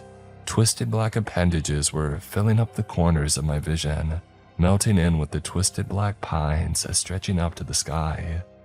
The stars above me looked like shooting stars moving across the sky with how dizzy I was. The sky was replaced with my own face. Her hair hung onto my face, sticking to the sweat and the vomit. Her lips curled into a smile, and then her mouth began to open. Wider, wider, wider. Rows of sharp teeth like a lamprey's descending into the darkness of her throat. I tried to push it off, but my hands met slime. I was pinned by the creature, one of the stickmen. It was only her disembodied head hovering over me, attached to a tangled black mess of a creature. "They eat brains." Jamie's voice echoed in my head as the teeth loomed closer, so close that I couldn't see any of the barrens anymore. "Grace, what's she going to do without me? She'll never recover. Her entire life will be ruined. I can't. I'm so sorry." And then I realized the stickmen were attracted to brain signals. What if I had done something that I had never done before? What if I just stopped thinking? I closed my eyes, ignored the warm, rotting breath on my face, ignored the slime seeping through my shirt, ignored thoughts of Grace. I used every last bit of my willpower to stop thinking. Nothing, a void, non-existence. A clicking sound came from above me. The creature began to shift its weight. I continued thinking about nothing, absolutely nothing. The creature pulled itself off of me. When I opened an eye, it no longer wore my head. It was twisting and turning, making clicking sounds, lifting some of its appendages in the air, as if confused, as if it thought I had escaped and it was trying to sense me out again. I lay there in the dark, burnt forest, thinking of nothing for seconds, minutes, hours. It was the hardest thing that I had ever done, pushing away thoughts of Grace, of my future, of hers, pushing it all out and being empty. When the sun began to rise, I pulled myself up. The burnt forest was bathed in the pink hues of dawn. My skin was covered in vomit and black slime. My shoulders still throbbed with pain, and there was no sign of the stickman. It took me another few hours, but in the daylight, I was able to find my way back. After walking around in circles for a while, I caught a glimpse of a road through the trees. I had apparently fled the hospital and run a half-mile into the pine barrens across the street. Luke and the hospital staff were looking for me all night. I was reunited with Grace, and it was the happiest day of my life. I think that the stickman is still linked to me. We've been spending our nights in the basement where we've been totally safe. Rochelle, Jamie, and I have been working together to figure out how to kill it for good. Some guy online from the incident 10 years ago claims that drowning them works. But for now, I am content to be home and be safe. Even if it isn't forever, and a million bad things are waiting to happen.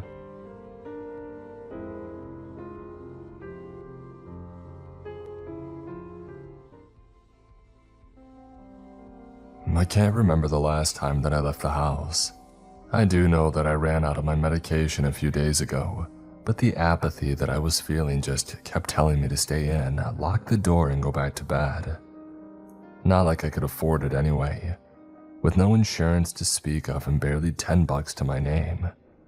Heck, the last grocery delivery that I got is barely hanging on, despite my depressed appetite forcing me to ration it. I had about 12 different voicemails from my mom asking why I wasn't responding, begging to know that I was still alive, but I just couldn't. It wasn't worth it because she wouldn't believe me anyway. Hell, I'm surprised she hasn't flown over here yet to drag me out. I can hear her now. You know that you're better than this, Daniel. Get up. Yeah, great motivation there. It was the voice in my head telling me that I was worthless, that it would be better for me, for everyone, if I just took myself out of the pool. It's not like I contributed much, just a struggling writer who posts horror stories on the internet. Not like it was enough to keep the lights on. Then again, I don't know if anyone would notice if I stopped paying rent in this shithole high-rise, other than the slumlord that already bled me dry like a damned vampire. He didn't even come around anymore, and knew that eviction wasn't worth the trouble. The cops didn't care about things out here, and this guy was already on their shit list. Must not have paid his dues to the police union lately. Loud discordant tones rang from my phone, sitting on the charger beside my bed. I don't even know why I bothered to keep it charged other than doom scrolling anyway. Not like anything was looking up in the world recently. I figured it was just another silver alert, some old dementia patient taking the keys when they shouldn't. My grandpa made it all the way to Mexico like that one time. Unlike his decaying brain though, mine found the idea of being outside terrifying. Just the slightest hint of stepping out of my apartment was dread-inducing, with the insane amount of things that could go wrong at every moment. Hell, just going to the grocery store can get you shot these days. Why risk it? Not the point. Check your phone. The sleep in my eyes wasn't leaving, taking every chance when I tried blinking it away, desperate to put me back under its dreamy spell. My hand darted out, limbs heavy, still not awake, and pulled my phone to my face. It wasn't even dark out, despite the blackout curtains making it look like it was the dead of night. No, the phone read 2:37 p.m., with the alert notification in full right below it. Emergency nationwide alert. All persons. Do not, under any circumstance, look at the sky. Please close all windows, doors, and any other way to view the outside world. Please shelter in place until the alert has been lifted. If you are not in an area to shelter in place, please carefully move to the nearest building with adequate shelter. Repeat, do not look at the sky under any circumstances. If you or someone near you has made this mistake, immediately administer the following emergency procedures. 1. Restrain the exposed. Rigid, stronger bonds are recommended. 2. Do not attempt to reason with the subject. They will tell you that they're unaffected. 3. Terminate the subject through dismemberment or immolation. Use both to be safe. 4. Remain hidden until this alert is lifted. The hell's going on? I mumbled, still in my half-asleep state. I'm barely through the message when a call starts coming through from my mom. God, I don't want to speak to her, but with something like that coming through, I want to think that it was a prank. Some joker hacking the system for some kicks, like Max Headroom back in the day. I don't know though, so I better at least set Mom at ease. Guess it's the best time to let her know that I'm alive. Take a deep breath and answer the phone. I hit the button. with Mom's voice coming in almost immediately, frantic and screaming. I barely make out what she's saying. Oh my God, are you okay? Are you safe? Don't do it. Don't look out, please. She was tripping over words and sobs started coming between. Your father. Oh God, your father. Mom, what the hell is happening? The sleep is shaking out with my fear spiking instead. She never sounded like this. Mom is always the tough, no-nonsense type, more likely to curse at a problem and beat it into the ground instead of walking away. I barely ever heard the woman cry, much less utter the word God without it being in Sunday school reference. Where's Dad at? What did he do? He was outside doing yard work. You know how your dad is. Next thing I know, he's bashing at the door trying to get in. He's changing.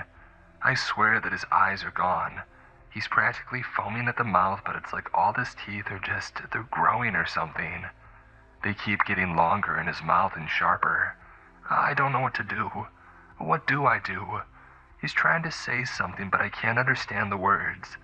The words are coming out more forced now, sobs more pronounced, and her breathing was cut short in fear.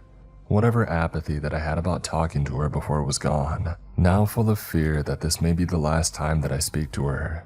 Mom, you need to hide. Go in the bathroom, there's no windows or anything.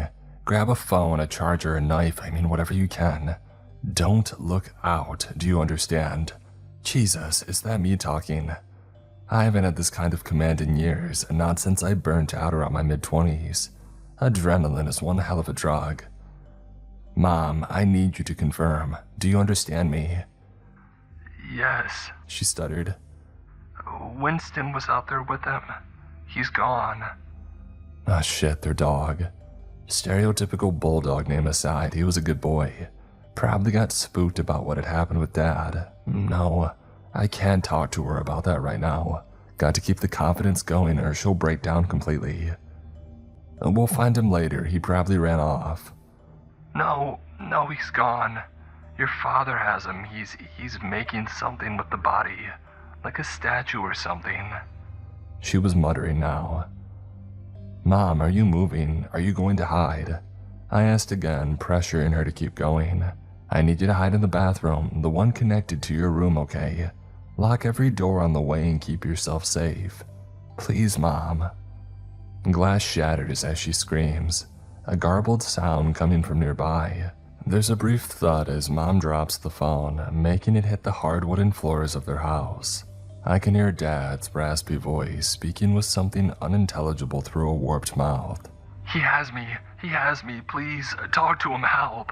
Her sobs were punctuated by scrapes along the floor with periodic thumps, shattered glass tinkling and crunching on the ground. No, Jeremy, please, I don't want to go out. Come and see. A hiss was barely audible over her screams. Dad's voice. I could recognize it anywhere, even through these strange noises that he was making. Worship with us. No, please stop, don't make me look. Mom's screaming pleas are cut short. Complete silence on the other line before she suddenly begins to whisper. Praise be. Mom, please, are you okay? I was screaming into the phone now, holding it to my face on speakerphone to try and get any attention possible. Instead, I only got silence, punctuated by the occasional scream in the distance. Nobody answered my cries. I finally hung up, knowing that nothing would come from staying on the line. My only thought was that at least I had peace of mind knowing that my parents are already gone. It's not some mystery that I'll never know the answer to, so at least there's that, I guess. Now I know it's not a prank either, something really messed up is going on. Okay, be logical. The alert said don't look at the sky. Dad was outside when it happened, so that confirms something there. Restraining them makes sense now, but destroying them? Good God, that's bad if the government is recommending it. Maybe there's something on the news. As soon as the thought crossed my mind, I found the remote, flipping it to the local news on my hijacked cable. The anchorman was sitting there, worry on his face, as voices from behind the camera clamored in nervous agony. I get it, I got to hear my parents die.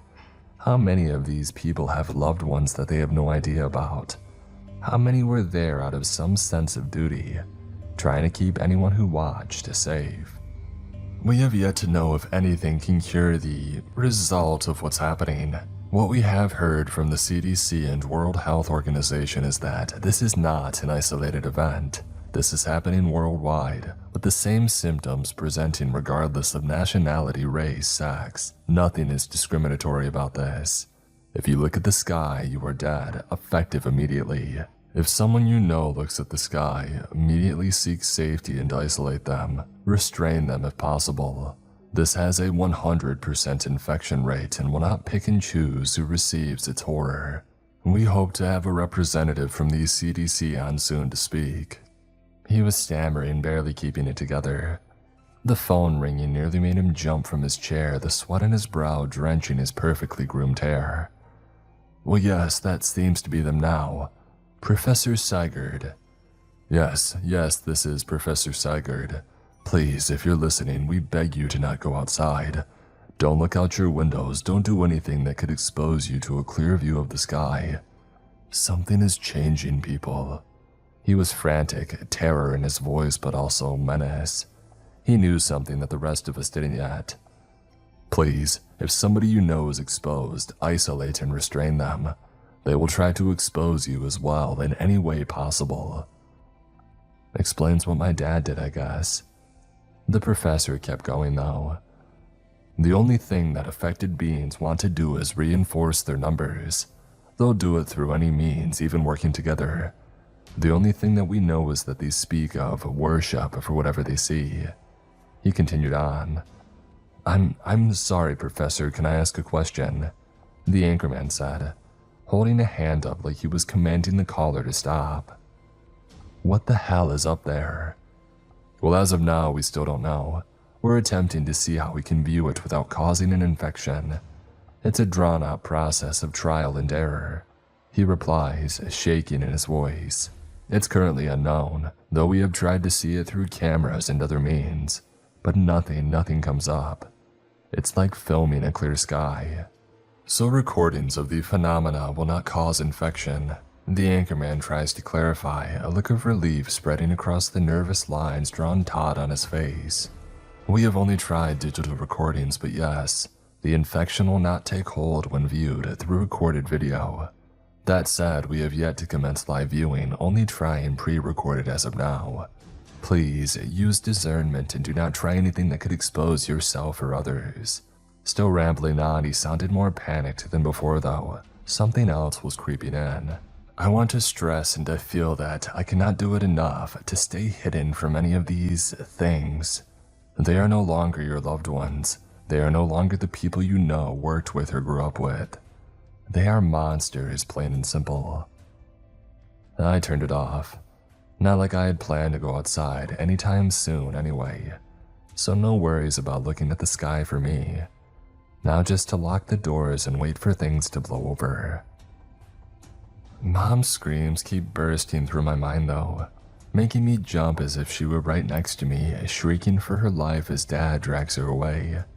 It all felt so real that I just had to try. Picking up my phone and letting out a deep sigh, I called her number. Ringing. The steady and consistent dial tone sound as I waited for her was torture. I knew she wasn't going to pick up, so why the hell was I doing this? It's only going to go to voicemail and then I have to hear her sounding happy. But the screen changed, video popping up as she answered a video call.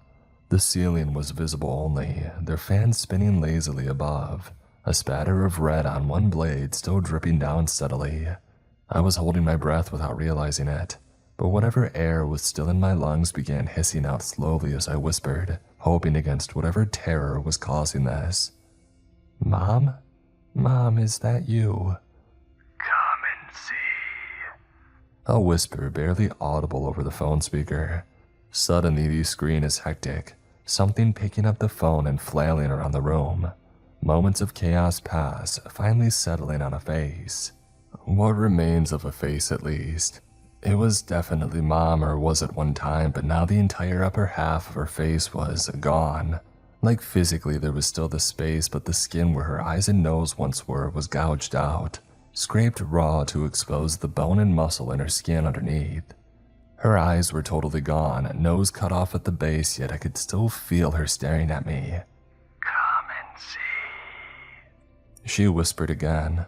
No, this wasn't right. This wasn't my mother. This wasn't anything how she could be. There's no reason for any of this. Come and see. Worship with us. The seal is broken. I didn't even realize that I was practically smacking the shit out of my phone screen, shaking hands and doing my best to hit the dang cancel button for the call. The red button finally connected, the disconnect tone hitting right as Mom began to turn the phone screen away from herself. The open door flashing before me as it began to reveal the open sky. My eyes clenched shut as I tossed the phone away, praying for it to end. Why did I try that? I should have known. I should have known that it was going to end badly. Jesus, what's happening out there? I got my answer almost immediately. A loud explosion shaking the building, causing windows to rattle. Whatever it exploded, it was close. Screams coming from outside that could be heard even up here on the 15th floor. Another loud boom shook me again, this time feeling even closer. Close enough that the window in my bedroom shattered, bringing the noise outside in, screams echoing from below. Good God, what is going on out there? I could hear nothing but screams and chaos coming from below. The Atlanta streets in a frenzy, violence ringing through the air. People begging for their lives, pleading for their loved ones, all punctuated by that same phrase, come and see. As much as I don't want to, there might be something useful on TV, if it's still active. The screen came on, same channel as before, but the anchorman was now replaced by a woman. A small crying at the bottom of the screen reading out a new message. Martial law. All emergency services are suspended. That was fast. It had only been, 15 minutes? Honestly, time is a foreign concept right now. I threw my phone somewhere under the couch while I was trying to get away from Mom, so no telling what it was. The television didn't have the time either, just more warnings coming across the screen. Those same instructions to dismember or kill anyone affected by the thing in the sky. We're going to go live to Devin outside.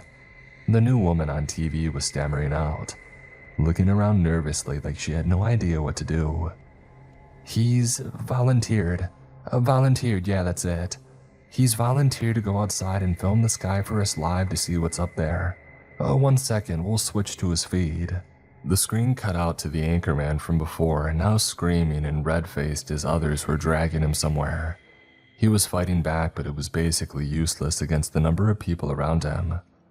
Whoever was recording was following right alongside, saying nothing while some messed up film was about to go down.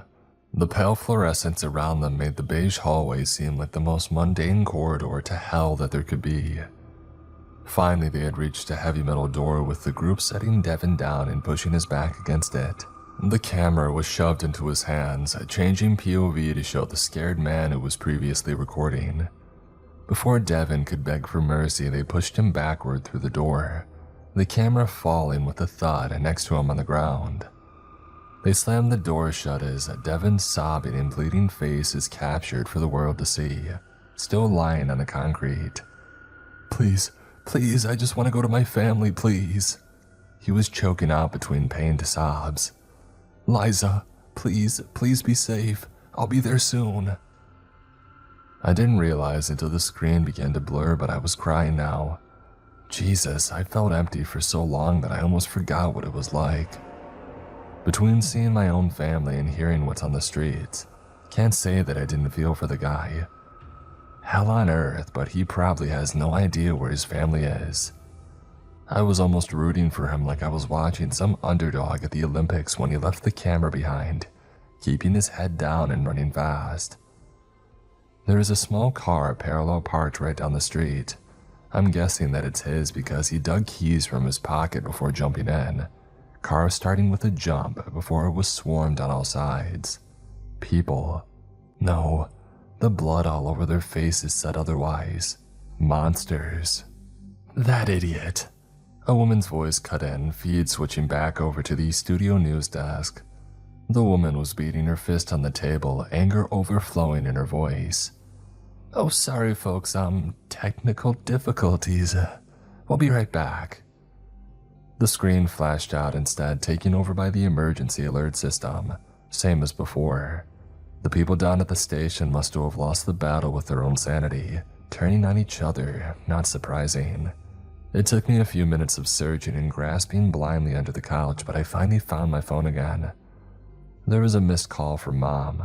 I'm assuming just to try again for her original goal, but I know what she is now. I'm not risking that.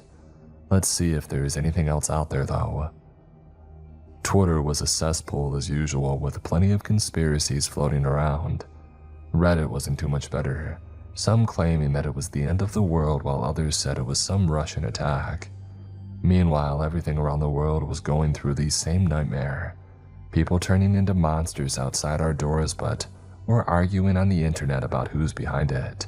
Nobody even knew what the heck it was. All of this complaining, all of this blame being thrown around, and nobody can even know because just looking up is enough to turn you into one of those things.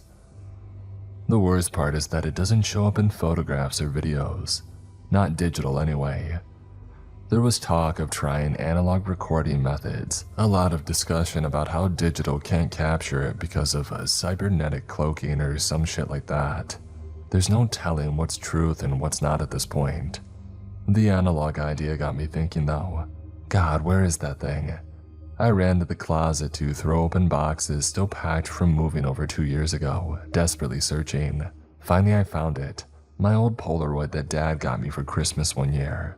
This thing was vintage and he found it in great condition. I double checked it was good to go, grabbing a pack of photos for it and loading them in. Camera open, the daylight seeping in from cracks under the window. I tested it out. The shutter gave a mechanical hiss, bulb flashing bright against the relatively dark room, and a small picture zipped right out of the camera's front. Alright, take it out, flap it around for a second, and good. My tiny studio apartment was all there, caught on grainy film against the backdrop. In a world that wasn't ending, this would be the cover of a Midwest emo album. Alright, step up, don't look up, just put the camera through the window and press the shutter. Don't even think about it. But thinking about it was the only thing I could do. Okay, start slow instead. 2 hands, nervously reaching from this side of the curtains while turning my head as far as I could, trying to hold the bulky camera steady enough to snap the picture. I didn't even know if it would get a picture. Angle it toward the ground now, okay, and click. I could hear the bulb hiss, that same shutter sound before I yanked it back in, looking with fear at the undeveloped photo jutting out from the slot. Pick it up and give it a wave. Color began to fade in slowly, revealing the lush greens and browns of trees below in the Atlanta fall. Around the street, though, was a bloodbath straight from a horror movie. These things were just grabbing people, horror on their faces as they were dragged from homes and businesses, all being forced to open their eyes, looking up at the bright, cloudless sky above. Even in the grainy photo, I could still catch the fear in those people's eyes, some seeing their final moments against their will. Others were right in the midst of their own agony, gouging their eyes out with fingers, scratching any semblance of sight from their face with whatever they could find. I dropped the photo upon noticing a child with what looked like a shard of broken mirror from a nearby car, readying it in front of his left eye for something that I knew wasn't going to be good. Hell, I don't want to do this, don't even want to try seeing what's in the sky. What if I can do something good though? Maybe contribute something good. Solve a part of this big, messed up mystery of a situation. I can try, right? Deep breaths. Deep breaths. Stick the camera through the curtains again and keep it steady. There weren't any taller buildings than mine nearby. The city is starting to level out into suburbs just outside of my window. This is it. A clear shot of the sky beyond, but will it work? Will it turn me into one of them? I mean, hell, I'm probably dead at this point. Still too scared to leave my apartment at the end of the world. Still worried about eviction or paying bills like there's even going to be a tomorrow. My finger clicks the shutter, that same bulb flash and hiss as it imprinted outside onto the film. Deep and steady, careful not to bump the photo as I bring it back in, making sure to keep looking away from the crack in the curtains, the world outside going straight to hell. I got it. I got the photo. Now just to give it a little exposure so that it develops. Jesus Christ. I see it. Clear as day, I see it. It's showing up on the Polaroid, this giant. It looked like a man up top, riding a horse like he was heading into battle. The horse was beyond dead though, skin and nerves flayed, exposing the dark red bloody muscle underneath. It was in motion as it was captured on the grimy photo, legs mid-pump, propelling itself toward Earth. No telling how big the damn thing was, but it was larger than the sun in the sky, threatening to blot it out at any moment as it cast a shadow over the world beyond. The rider was even more terrifying than the skinless horse, a charred, barely hanging on body with missing limbs. The foot was barely attached, jostling alongside the horse. Meanwhile, the face had its eyes gouged out, much like those below, but it looked like his wounds were cauterized, terrible burns marking the top of his visage as his jaw hung open, one side dangling down further in a lopsided grin. I wanted to throw up, wanted to scream and open the window wide to show myself that it wasn't real. I could hear something nagging at the back of my mind the entire time, a guttural, whispered voice struggling to speak through a destroyed throat. Come and see. Everything else in my head was screaming, telling me not to listen to that thing. It sounds so welcoming though, to look to the sky and let all my worries go to see the giant figure on the red horse. No, I can't let go now. I actually did something. I got some kind of answer right. I did something good. Who am I even asking at this point other than the voices in my head? At least some are telling me to live. It's better than most days. A scream pierced the air from outside, waking me out of the trance that I had been in. Han reached out to the curtain in front of me to pull it back. No, can't do that. I pulled my hand back fast, like touching a still hot pan on the stove, dropping the Polaroid in the process. From lower down, the scream quickly died out, joining the now steady whispers growing loud enough to hear even this high up, all beginning to sink in their strange beckoning. Come and see. They must have gone through most of these street-level buildings already, which means they'll probably move up here soon. I can at least get the picture on the internet. Maybe someone can do something with it. A tweet, a Reddit post, anything. Hell, I'll put it up on TikTok if it gets the attention that could help someone. It only took moments after I had snapped a picture of the Polaroid to post it, and not long after that for comments to start flooding in. Hey, stop spreading disinformation. Cool picture, who drew it? Nice Photoshop, jackass, but the world is ending. I told you all to repent. Standard run-of-the-mill BS, of course, nobody would believe it. Why believe the insanity happening right outside your window when you can make up stuff on the internet? Jesus Christ, I might jump off the roof before I even get a chance to look at the thing. The flood of notifications started to make me just want to end it all, knowing that there wasn't going to be any help for anyone in this shitstorm of death. And when he opened the second seal, I heard the second beast say, "Come and see." Oh, you've got to be kidding me. As many Sunday school lessons and church sermons that I've been dragged to in my life, all the Southern evangelical hellfire that I've heard, there's no way. It fit though. The 4 horsemen of the apocalypse, except this is the second one. Jesus, what was the first? The pale horse, I think. No idea where he is, but the second was the red horse. The one that was always brought up in sermons about the end times. Endless war and bloodshed to really bring everything together. We really, truly are screwed, I guess. A crash from below takes me out of my focus. remembering millions of Bible verses that I had to study back in school despite how bored I was. Hell, Revelations was one of the few that held my attention for longer than a second. The whole thing was like a metal album on the most hardcore hallucinogens possible. Seeing it firsthand is much more terrifying.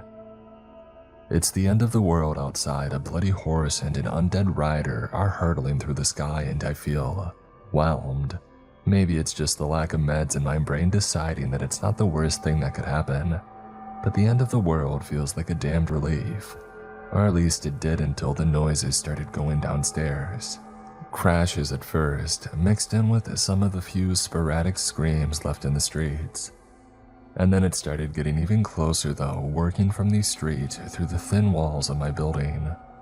Screams below my feet outside my door. They were finally coming after us. My phone let out a loud siren again, another alert coming through during the chaos. I looked down seeing if there was any message for safety, shelter, an answer to any of this. Come and see. That was it. The emergency alert was just the same thing. Everything's over. I don't know what to do. I'm safe in here, I think. I don't want to risk opening my door because they might come in here. No, stay here, stay in safety, don't look outside. Come and see. A voice, but not from the streets below me or even outside my door. It sounded clear enough to be right in my ear, standing right beside me, pushing me to go look. Why not, right? I had already seen the picture, not like looking at the actual thing could break me much at this point, right? No, I have to figure a way out. Don't think about looking at the dang thing. Just get out and try to find shelter elsewhere. The basement. There's a basement level that has sewer access, I think. Can't see the sky if I'm underground. Can't get exposed by those things if there's nothing to make me look at it. It's perfect. There's no rhyme or reason to it. My BPD brain just suddenly said, "You can get out of here." And next thing I know, I'm just rolling with it. The energy is here, so I'm not letting go. I don't want to die as much as I'm okay with the world ending. A knife, a flashlight that barely works. Wasn't much to choose from in my empty apartment. I have to give myself some credit. At least I wasn't a hoarder. It took all of 5 minutes to get ready and then 1 minute for all my hopes to get to the basement to fly right out the window. Noises grew louder, the screams advancing up the building along with something new. The smell of smoke. Oh shit, is all that I can whisper shout to myself as things get worse. I brace myself standing in front of the apartment door, eyes closed tight, praying to whatever God would send this hell to us that they weren't going to be right outside just yet. Reach for the knob, get ready to turn, fling, and run. Jesus, the knob was hot and the fire was already close outside. There might not be any way down, they're probably trying to flush us out. I grabbed a towel off the bathroom sink, wrapping it around the knob this time and pushing it open. Flames were already lighting up the dingy hallway, lights flickering out as fire tore through the electrical system. Whatever fire safety system that they had in the building wasn't doing anything. An alarm ringing without any sort of sprinkler even attempting to help. Smoke was rising high, covering the ceiling before the flames could take it first. Only time was keeping it from burning. Alright, change of plans, run the other way. The stairs are on the other end of the hallway with only hopes guiding me to see if they would still get me down to ground level. Bursting through the emergency door was like hitting a wall of heat. Fire already rising up from the ground floor under the winding stairs below. No way down, only up. Screams echo behind me from the hallway. Creatures running through to pull out flaming bodies, tossing them from windows to see the sky outside. There's nothing that could get me back there. These damned things are already swarming this floor in droves to take more for their own. No, this was it. Face them or burn below. Neither are any kind of fun way out. Hell, both are going to be painful, and I would rather not do any form of pain. Come and see, come and see. One of the things was practically chanting with glee back in the hallway. Maybe it was better if I took myself out, not give them the chance to get a new recruit. The knife in my hand could probably get right through my neck easily. Maybe if I went through the ear, it would keep me down. My only worry is that they'll get to me before I can actually die. No, the knife wouldn't work worth a damn. The only other option is up there. The stairs above me were clear of any flames, just smoke rising slowly to build up above. There was a roof access door up there. Usually it's where the teenagers would go to smoke without getting caught, but it would make a good place for a final bow. 26 floors and I'm on 15. I better start running. Except before I can get moving, one of them sees me. It screams, running for me in a frenzy while still repeating the same verse fragment. Come and see, come and see. It was in my head at this point too, screaming on the outside and the inside. There's no escaping it. As soon as it began after me, more joined, running from rooms on the opposite end of the hall, pouring toward me in a chorus of the damned. Down below, more ran up the stairs, flame covering their bodies like living funeral pyres, all coming to attend my wake. No time to hesitate now, I guess. The stairs were taken two at a time for the next 5 floors at least, but that was about when I started feeling how out of shape I was. The adrenaline was going wild, but my lungs were burning. Floors above were no better than mine, with creatures already starting to flush through from the roof down. I wouldn't be surprised if there were people up there when everything went to shit, considering it was easier than smoking on the street for most people.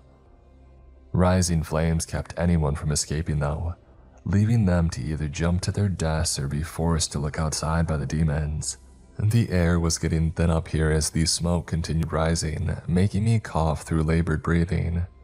Floor 22 now, screams echoing behind me as the same creature that saw me initially kept following. Maybe it's some sort of hive mind that they have, because this thing was forming a whole group to run after me, just a couple of flights of stairs behind. Some of them were on fire, spreading the blaze around to others as they packed in tight on the narrow steps. They didn't stop though, all frothing past each other to get at me. Keep climbing, keep climbing, keep climbing. Gritting my teeth and taking the deepest breath that I could finally do, it got me to the roof access. A huge red door with an emergency light blaring above it, loud buzzing from the fire alarm letting everybody know that the world was screwed. The damn thing was already swinging open and closed hard, wind outside fighting with hot, flaming air inside to see who would win. Come and see, worship with us for the time is near.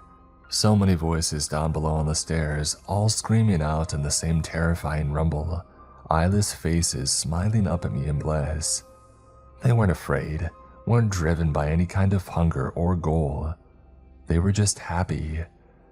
It's these same looks that I would see in the adults during church services, those same smiles of being assured in their place in the world, even after they had stepped out of that building and acted like a whole different person than they claimed.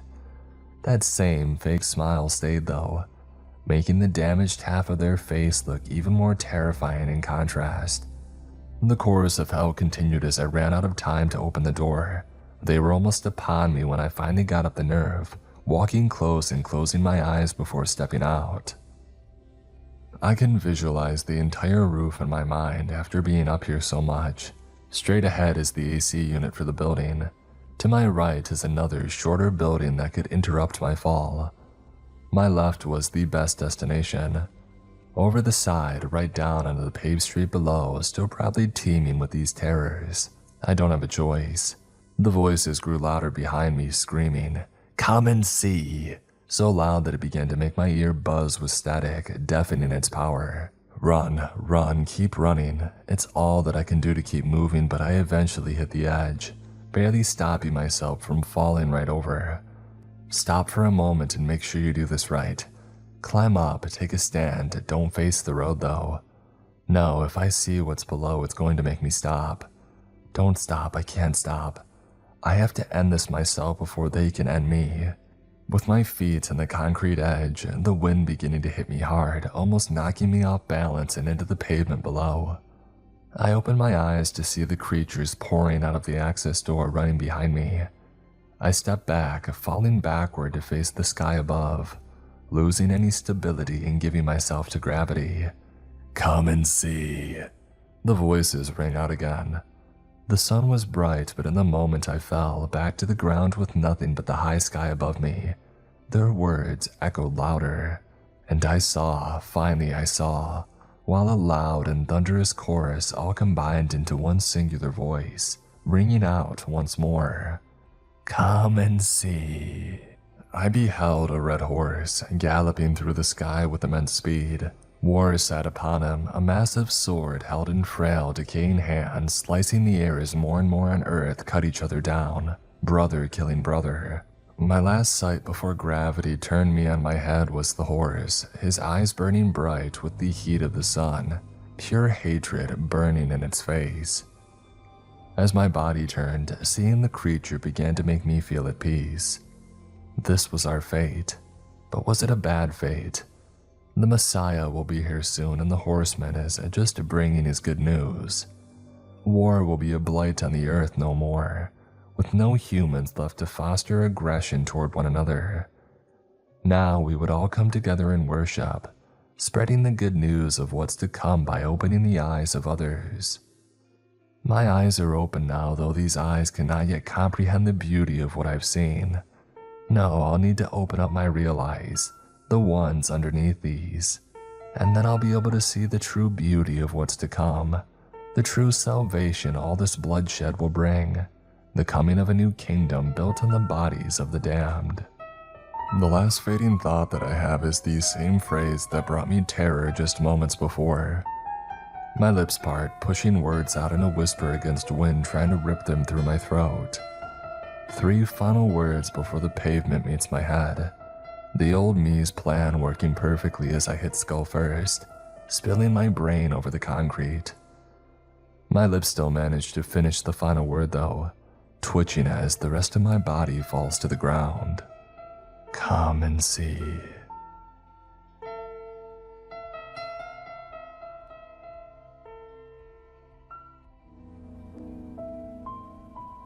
My name is Paul Mathers, and I'm an amateur historian.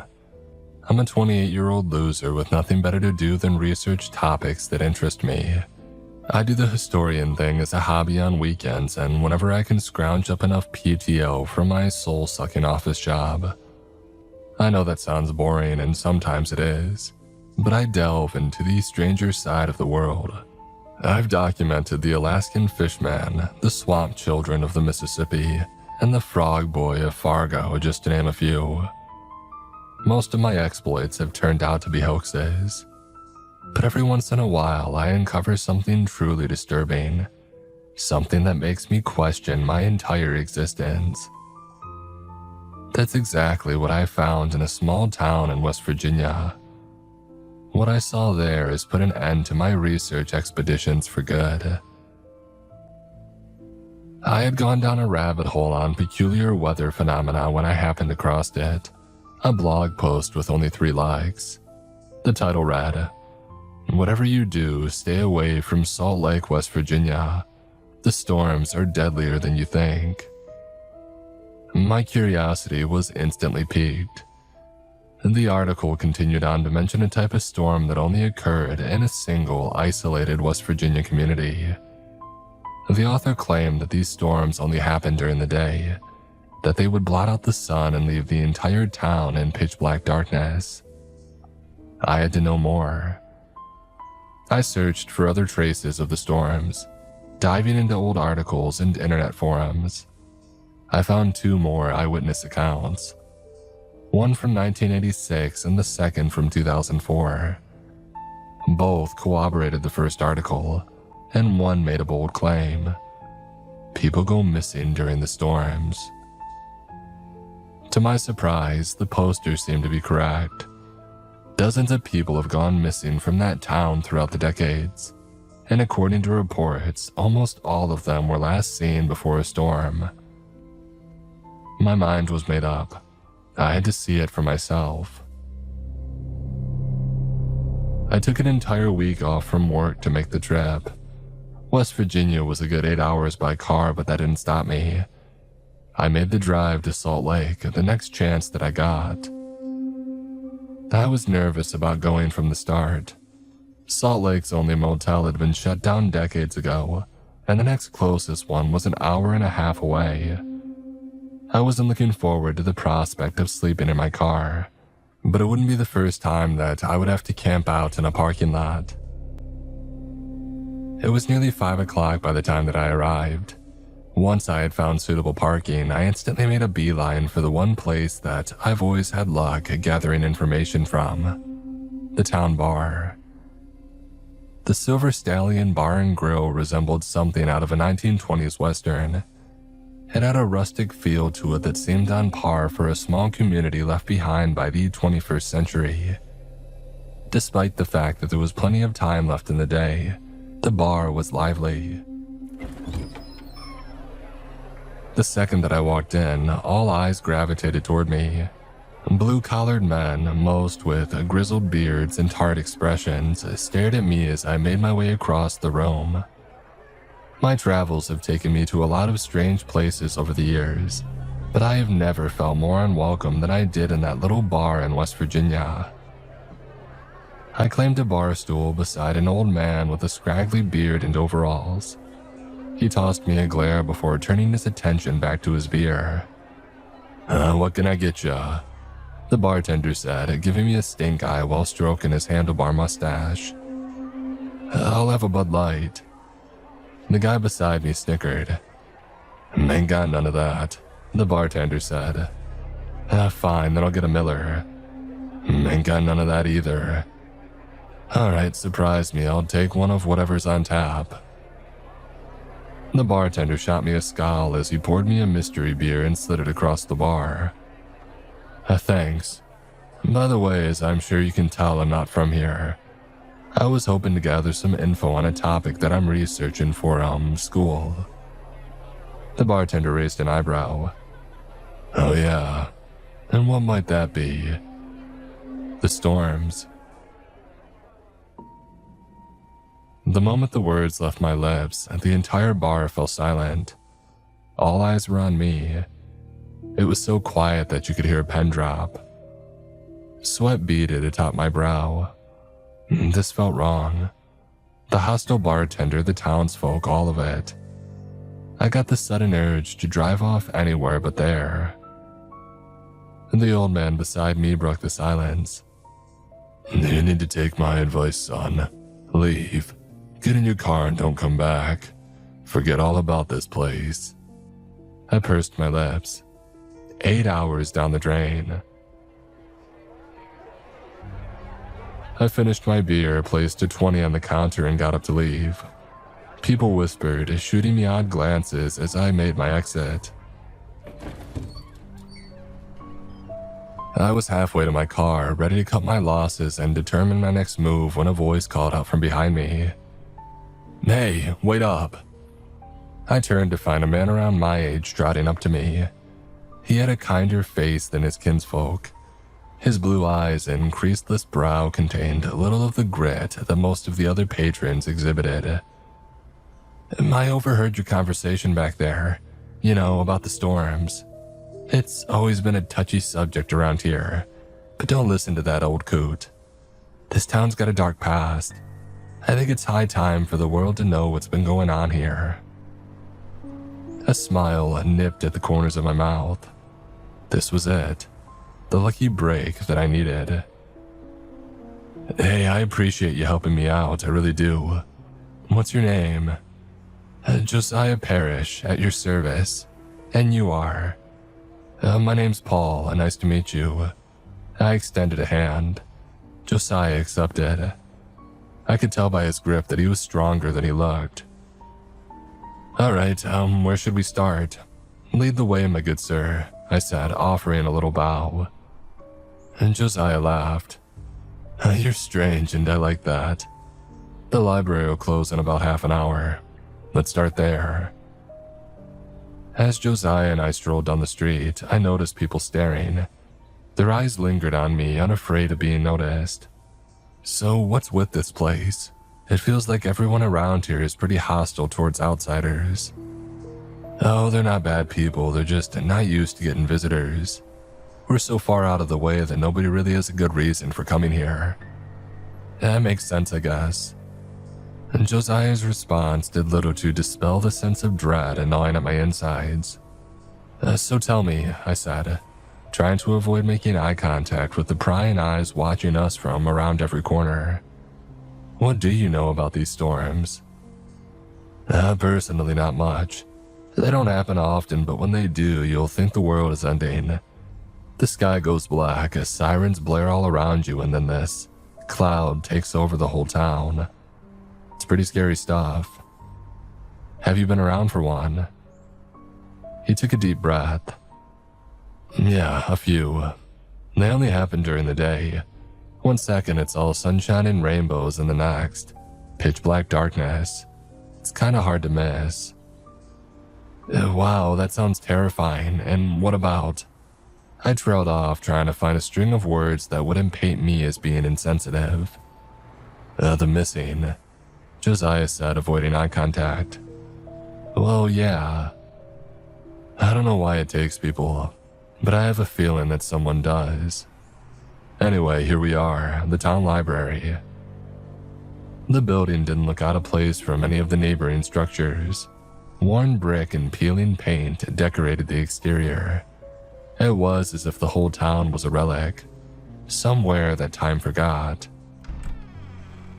Ladies first, Josiah said, extending a hand. What are you looking at me for? He cracked a smile. He held the door for me to enter. I sighed. With little other choice, I walked into the library. The instant that I stepped inside, my nostrils were assaulted by the musty odor of mildew. I peered across the vast rows of bookshelves. Most were coated in a layer of dust. It doesn't look like this place gets much love, I said as the door shut behind us. Shh, don't let Shayla hear you say that. Believe it or not, she's put a lot of work into the library's upkeep. Whoops, my bad, I whispered, praying that I hadn't been too loud. Josiah and I stepped up to the counter. A rusty bell lay atop it. He rang the bell a couple of times, and before I knew it, a woman came bustling out from the back room. Oh, hey Joe, nice to see ya. Who's your friend here? The woman was pretty. Strawberry blonde hair fell to her shoulders in waves, and her figure wasn't bad either. She glared at me from behind a pair of horn-rimmed glasses, her piercing green eyes studying me like I was some kind of alien creature. Oh, the pleasure's all mine, Shayla. You're looking stunning as always, if I might add. Shayla crossed her arms. Oh, flattery won't get you anywhere, Josiah. Hey, I'm just telling it like it is. Anyway, this is Paul. He's writing a research paper on storms. He was hoping to read up on the black cloud phenomenon. Shayla eyed Josiah, as if determining whether or not to trust him. Ultimately, she uncrossed her arms and her glare softened. I'll be right back. And the instant that she disappeared, Josiah turned to me. A total bombshell, right?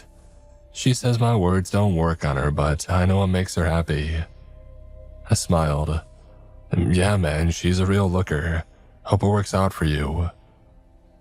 As Shayla returned moments later, she had 2 books in her hands.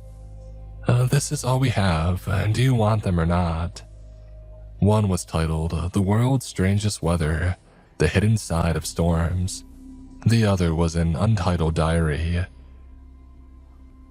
Josiah retrieved his library card from his pocket and he handed it over. We'll take him, sweetheart, he said with a wink.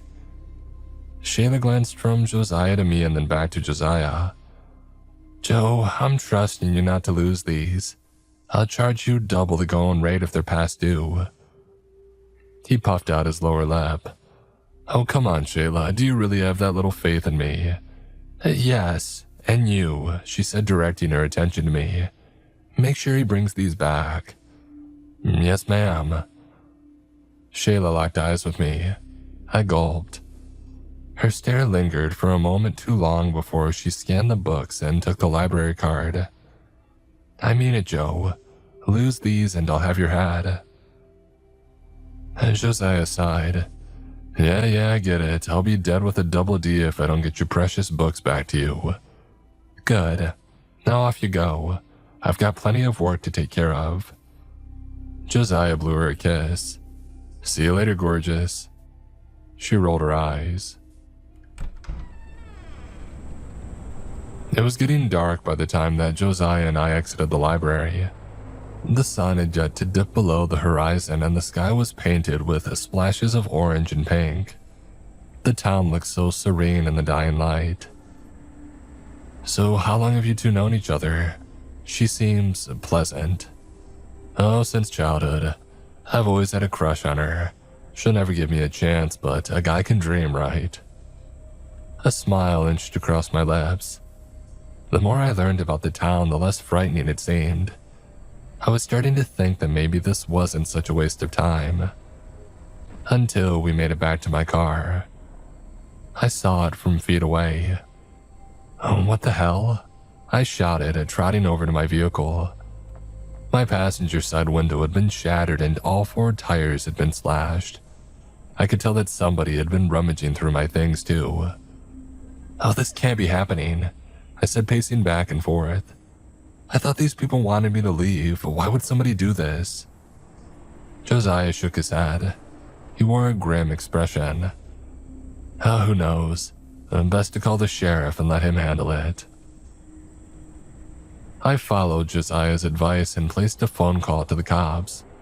It was dark by the time a squad car arrived.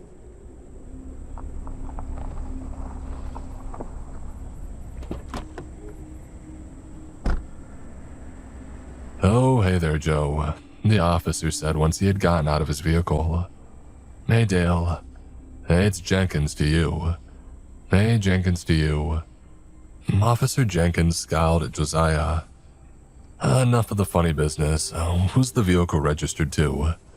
Me, sir, I said, presenting my ID. He gave my license the once over before handing it back to me. Paul Mathers, eh? What are you in town for, boy? Visiting. He raised an eyebrow. Oh, really? My heart raced like a piston. Jenkins to you stared at me for a second too long before producing a notebook. Fine, I'll file a report. You should make accommodations if you haven't already. You won't be going anywhere tonight. A sickening realization hit me like a punch to the gut. With my car window smashed, I didn't have anywhere to sleep. Man, you can stay at my place. I don't mind hosting, Josiah said. A wave of relief washed over me. You're a lifesaver, man. I owe you one. Don't mention it. And grab your stuff and join me when you're ready. And Josiah's house was cozy. It was small but nicely furnished for a guy his age. Cool place you got, I said as he handed me a glass. The fire that he had stoked provided the only light in the room. It cast shadows along the walls that made me feel uneasy. Thanks, it belonged to my parents. And Josiah poured himself a shot of whiskey before contemplating and ultimately making it a double. He downed the entire thing in one go. I followed suit and grimaced. Josiah remained unfazed. Mom died when I was little. She was sick for a long time. And Dad, well, he went to meet her a few years back. I'm sorry, that's awful. He waved a hand. They're in a better place now. At least that's what I tell myself. He took another shot of whiskey before offering me the bottle. I was already feeling a buzz coming on and I declined his offer. Josiah stared into the fire. His face hardened. Paul, are you sure you want to find the answers that you're looking for? These storms, they're not anything to joke about. I bit my lip. Yeah, I've come this far. Now that I know they're real, I need to know more. And so be it. And don't be surprised if you walk away with more questions than you started with. And Josiah and I called it a night soon thereafter. I set up what little I had in his guest bedroom and fell asleep with difficulty. Though Josiah was welcoming, I got the distinct feeling that I didn't belong there. The feeling that if I stayed, something awful was bound to happen. I woke in the middle of the night. I didn't remember falling asleep, but I must have dozed off at some point. I rolled over, trying to get comfortable again. I was just about to close my eyes when I noticed something in my periphery. The door was cracked open, and I could see an eye staring at me through the slit. Before I could react, the door slammed shut. I heard feet padding down the hallway over the sound of my pounding heart. After a moment, I released the breath that was hitched in my throat. Needless to say, I didn't get much sleep that night. I awoke the next morning to find Josiah in the kitchen preparing breakfast. He hummed a tune and tapped his foot as he scrambled some eggs, acting like the previous night had never happened. "Morning," I said, rubbing my eyes. "Morning. Geez, you look rough. Couldn't sleep?" No, not with someone's eyeball staring at me." Josiah's brows furrowed. He went rigid. "What do you mean?" "I mean, I saw somebody staring at me last night. They were peeking at me through the door." He turned back to his eggs. "Oh, sorry. I was probably sleepwalking again. It happens sometimes." He gave a stiff laugh without making eye contact with me. Somehow I doubted that. But Josiah was my host. As far as I knew, I had no reason to point fingers. "Sorry," I said, taking a seat at the table. "I wasn't trying to accuse you of anything. I'm grateful, actually. I doubt anybody else would have opened up their home to a stranger like this." His face melted back into a grin, and with that, the tension had dissipated from the atmosphere. "Oh, all good. Now I hope you're hungry because breakfast is ready." As we ate and made conversation, I couldn't help but get the feeling that Josiah was hiding something from me. Something important. All I could do was push the feeling aside and act like nothing was amiss. After breakfast, Josiah took me back into town. "Here we are," he said, pointing to the auto shop. "I've got some errands to run. I'll meet you back in the square later." I readjusted the library books under my arm. I glanced at the dingy mechanic shop and then turned to Josiah. "Yeah, sure, see you then." The guy working the counter didn't look pleased to see me. He wore a permanent scowl that sent a shiver down my spine. "Hey, I need new tires," I said, trying to subdue the quiver in my voice. "I know." You know?" "Yep." "I'm afraid to ask, but how do you know that?" Josiah messaged me last night. Said you're in a spot of trouble." He was right, but what do you need me to do, I squinted at the name stitched into his uniform. "Gary." "Well, I need you to pay first." I sighed. "All right," I said, producing my debit card. "What's the damage?" I died a little when I saw the charge come up on the screen. Though it might hurt my soul to watch the money leave my account, I paid the man for his services. Thank you much," Gary said, smiling once the payment had cleared. "I'll leave the car out in front of the shop in a couple hours. You can stop in for the key once it's ready." "All right," I said, handing in my key fob. "I'll be back in 2 hours on the dot." I decided to kill the remaining time that I had by reading the books that Josiah had checked out for me. Part of me wanted to explore the town, but the persistent stares and odd glances from the townsfolk convinced me otherwise. Naturally, I went to one of the only places that I knew I could escape their prying eyes: the library. Just like the previous day, the library was deserted aside from one resident. "Oh, you're back already?" Shayla asked without looking up. "Yeah, Josiah's busy. I needed somewhere quiet to read." "Oh, you've come to the right place then. Tables are that way." I followed her directions and found the least dusty table that I could. I followed her directions and found the least dusty table that I could, which wasn't saying much. They were all coated in a thin layer of film. I saved the diary for last. The book started with the history of the town and its inhabitants, and then it delved into the storms themselves. It went on to corroborate exactly what Josiah had told me. Black skies and dark clouds always in the middle of the day. But then I got to the part that really intrigued me. The missing people. As I continued to read, I came across a segment that nearly made my heart stop. The most recent tragedy. As of this publication, the last known resident to be taken by the storm is 53-year-old Matthew Parrish. He was last seen on October 5th, 2021. If anybody knows of his whereabouts, you are encouraged to call the local authorities. I froze. Josiah's last name was Parrish. I studied the man's picture. His hazel eyes, the shape of his nose, the curve of his lips. There was no mistaking it. This was Josiah's father. He knew that I was searching for answers on the storm. He had opened up to me about his parents the night before. So why hadn't he told me that his father was a victim? I shrugged it off. Maybe it was too painful for him. He did seem pretty emotional after all. I decided to give the book a rest and move on to the diary. It was leather-bound with old, yellowing pages. I turned to the first entry and began to read. December 4th, 1975. My therapist says that it might be nice for me to start a journal to help cope with Sarah's loss. I don't really want to do this, but I don't see any harm in it. Sarah was the best of us.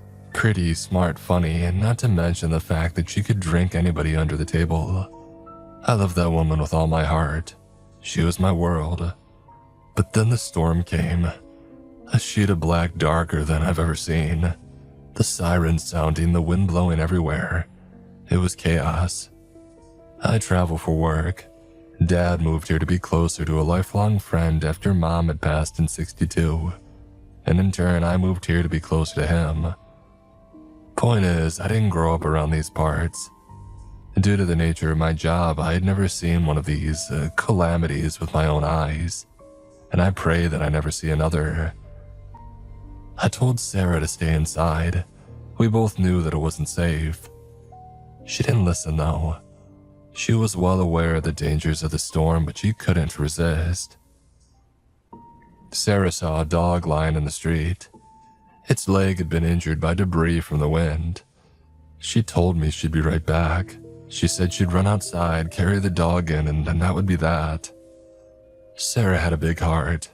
She would rather risk her life than bear the thought of an animal in pain. And for that, she paid the ultimate price. The cloud had rolled in faster than either of us had anticipated. One second she was there clear as day, and the next, Sarah was swallowed up. I couldn't even see the glow of the street lamps anymore. Just a wall of impenetrable black. Moments later, the storm lifted. It lasted a matter of minutes, but in that short amount of time, it took my Sarah with it. No one saw her or the dog ever again. It's been months and I still can't get that image out of my head. She turned back to me just once before it took her. The look in her eyes, she was scared, so scared. I just hope that wherever she is now, she isn't suffering. I put the journal down and wiped a tear from my eye. I couldn't imagine the grief this man had felt. I paused for only a moment before I continued reading. Most of the entries were mundane, ramblings about politics, coworkers, or local gossip. I almost nodded off a few times trying to get through it. But the last entry, that caught my full attention. June 16th, 1978. It happened again. The storm, it came back. The sirens went off just after lunch and everybody took shelter. Well, almost everyone. Nelson Jeffries fell in the street and he couldn't get up. He was an old man, probably early 80s if I had to guess. He owned a shop up the street from Dad's house, a real nice guy. So he fell while everybody was taking shelter, and I guess nobody noticed until it was too late. I felt bad for him, I really did. But it was like somebody had cast a spell on us. Nobody was bold enough to risk going out to help. Nelson begged. He cried. Said he would do anything if somebody would just bring him in. But we all knew. We knew that if any one of us stepped outside into the howling wind, the black cloud would come down on us too. Nelson was a dead man. Us townsfolk could only watch as one of our own was taken. It was hard, and after Sarah went not even 3 years ago, both times I felt so helpless. Even now, the guilt eats at me. Although there's nothing that any of us could have done. The cloud descended on him. It drowned out his wails. But this time it wasn't as dark as before. Somebody forgot to turn the headlights off of their car before they hurried inside. And that's why I was able to see it. It was still obscured and difficult to make out in the pitch black, but I know what I saw. A humanoid shape walked up behind Nelson. It seemed like it came out of thin air. I watched as it scooped up his silhouette. It paused for a split second, and I felt true dread. I couldn't see its face, but I know that thing was staring at me. I could feel it. And then I blinked and it was gone. The cloud lifted, and when the darkness cleared, Nelson and the figure had vanished. I don't know what I saw that day, but I'm certain of one thing. These storms, it's causing them. I didn't know what to make of the diary. The man had lost a loved one to the storms. Maybe he was delusional, or even worse, he could have made the whole thing up. Either way, I wasn't entirely convinced that there had been a person amid the storm. With this hobby, I've debunked more tall tales than I can count. I've been taught to search every avenue before I reach a solid conclusion. But even so, something in my gut told me that the account was real. Little did I know later that day that I would find out for certain. I glanced at my watch. My time was up. If Gary was punctual, my car should have been ready. I picked up the books and I made my way to the counter where Shayla stood. Her cat-like eyes followed me the whole way.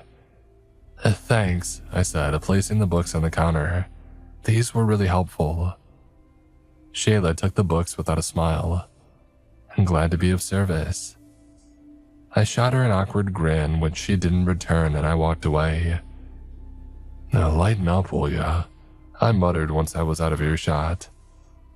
I didn't understand what Josiah saw in that woman. Looks aside, Shayla was cold as ice.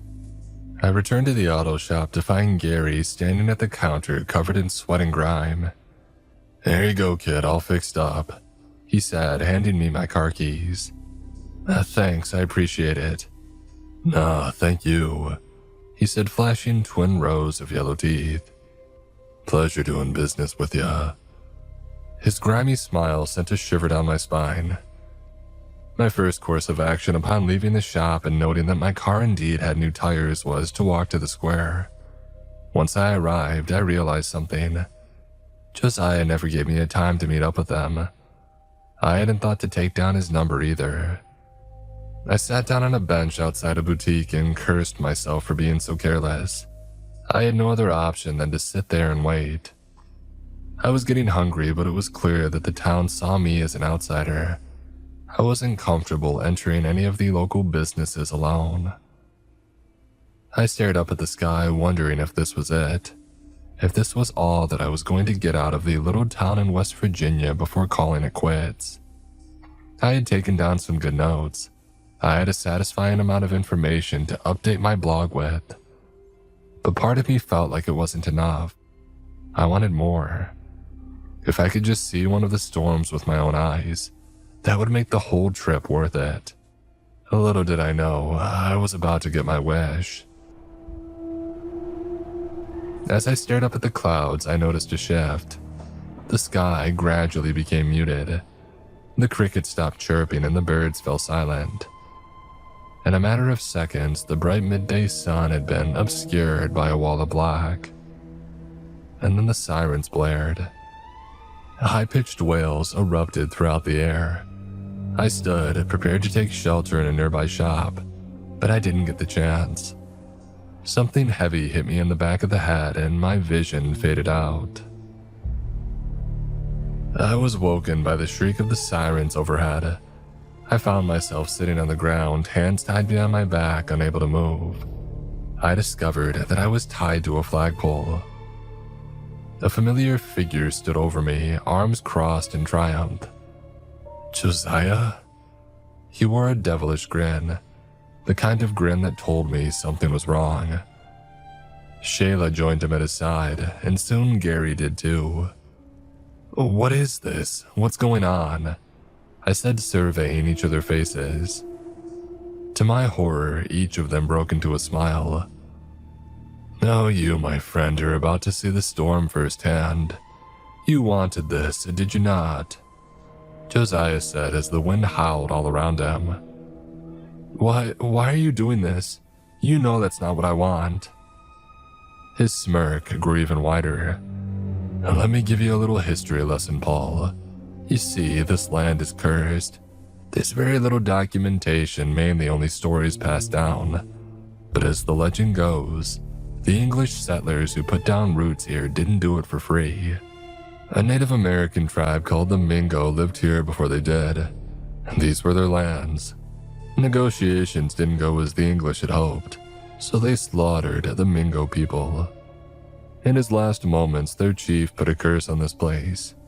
Now, every year, the storms roll in, and Josiah broke eye contact and his expression fell. Shayla rubbed his arm. After a moment, he continued. A storm took my father, or more accurately, the curse did. We don't know what becomes of those who fall victim to it, but you're about to find out. We're like family here. Better you than us. I could feel the color drain from my face. You tricked me, but how? How did you know the storm would come? His grin returned. Oh, it seems that the curse has grown a soft spot for us over the years. It tends to take outsiders if it can help it. If not, that's when we have to give up one of our own. We really should be thanking you, Paul. Due to your sacrifice, none of us will have to die. The trio's unsettling smiles beamed down at me, sending a shiver running down my spine. The storm was getting worse. The wind was like razor blades against my flesh, and the sky was nearly dark as night. Oh, we really must be going now, Joe. It's almost time, Shayla said. You heard the woman. Goodbye, Paul, and again, thank you. My heart dropped. So this was it. Wait, I just have one more question, I said, turning to Gary. He had been oddly quiet during the whole interaction. If you knew that I was gonna die, why'd you go through the trouble of fixing my car? Wouldn't it have been easier to leave me with a set of flats and take my money? And Gary's lips formed a thin line. I'm an honest man, kid. I do honest work. You paid me to do a job, and so I did it. Simple as that. I didn't respond. I just nodded and watched as the three retreated into a nearby store and left me to my fate. My heart thudded in my chest as I watched the sky glow darker by the second. It wouldn't be long now. Just another minute or two and I would meet my maker. I closed my eyes and began to pray. I was never a religious man, but if there was a God, I hoped with everything in me that he would take pity on my soul. A sudden rustling jostled me from my reverie. My eyes snapped open and I craned my neck to see behind me. There was a figure crouched down, working at the ropes binding my wrists. Who are you? What's going on? Before the figure could answer, the ropes gave way and I could move again. To my shock, I turned to find the old man from the bar, the one who had warned me to leave. Come on, we don't have much time. He didn't have to tell me twice. I followed behind him as he picked up into a run. We tore through the deserted streets like madmen. The old guy was spry for his age, and I found that I was having a hard time keeping pace with him. You should have left when I told you to, the man shouted without looking back. I didn't respond. He was right though. In that moment, I realized that he hadn't just been hostile toward me when I had first arrived. He was trying to save my life. As the wind had reached a crescendo and the sky became black as pitch, we reached a tiny house. The man opened the door for me and I threw myself inside. I expected to turn and find him standing beside me, panting and out of breath. Instead, I heard the sound of the doors shutting and the lock clicking into place. What are you doing? You need to take shelter. The old man looked at me through the screen door. I could see tears welling in his eyes. Stay inside until the storm clears, son. Don't try to stop me. I've lived a long life, a good one. You've got the world at your fingertips. Make the most of it, all right? The old man turned and began to walk away. Wait, I shouted above the roaring wind. He glanced back at me. What's your name? Micah. My name is Micah. He turned his back to me as the black cloud descended around him. I watched, frozen, as Micah was enveloped by the roiling darkness. At that moment, I swore that I could see a second figure emerge. It took Micah's hand, and together they walked away, never to be seen again. Moments later, the cloud lifted and the sky cleared. Birds sang in the trees, and the motions of spring continued like the storm had never happened. I stood for a moment staring at the place where Micah had been moments prior. I put a hand to my face. My cheeks were wet with tears that I hadn't realized I'd been crying. I raced outside and I glanced around frantically. Micah was gone. People began to emerge from surrounding homes and businesses. It seemed as if a collective weight had been lifted from their shoulders, until their eyes landed on me. Men, women, and children all stopped smiling when they saw me. Their unwelcoming scowls returned. I felt as if I was on a stage in front of dozens of people. Among the crowd, Josiah stared. Pure confusion scrawled across his face. I didn't wait around for him to put the pieces together. I raced to my car and I peeled out of that little town like a bat out of hell. I drove the whole 8 hours home in silence. I never did write that article that I had gone there for. I gave up the hobby after that. I stuck my nose somewhere that it didn't belong, and I almost paid the ultimate price. If the experience has taught me anything, it's that some mysteries are better left unsolved.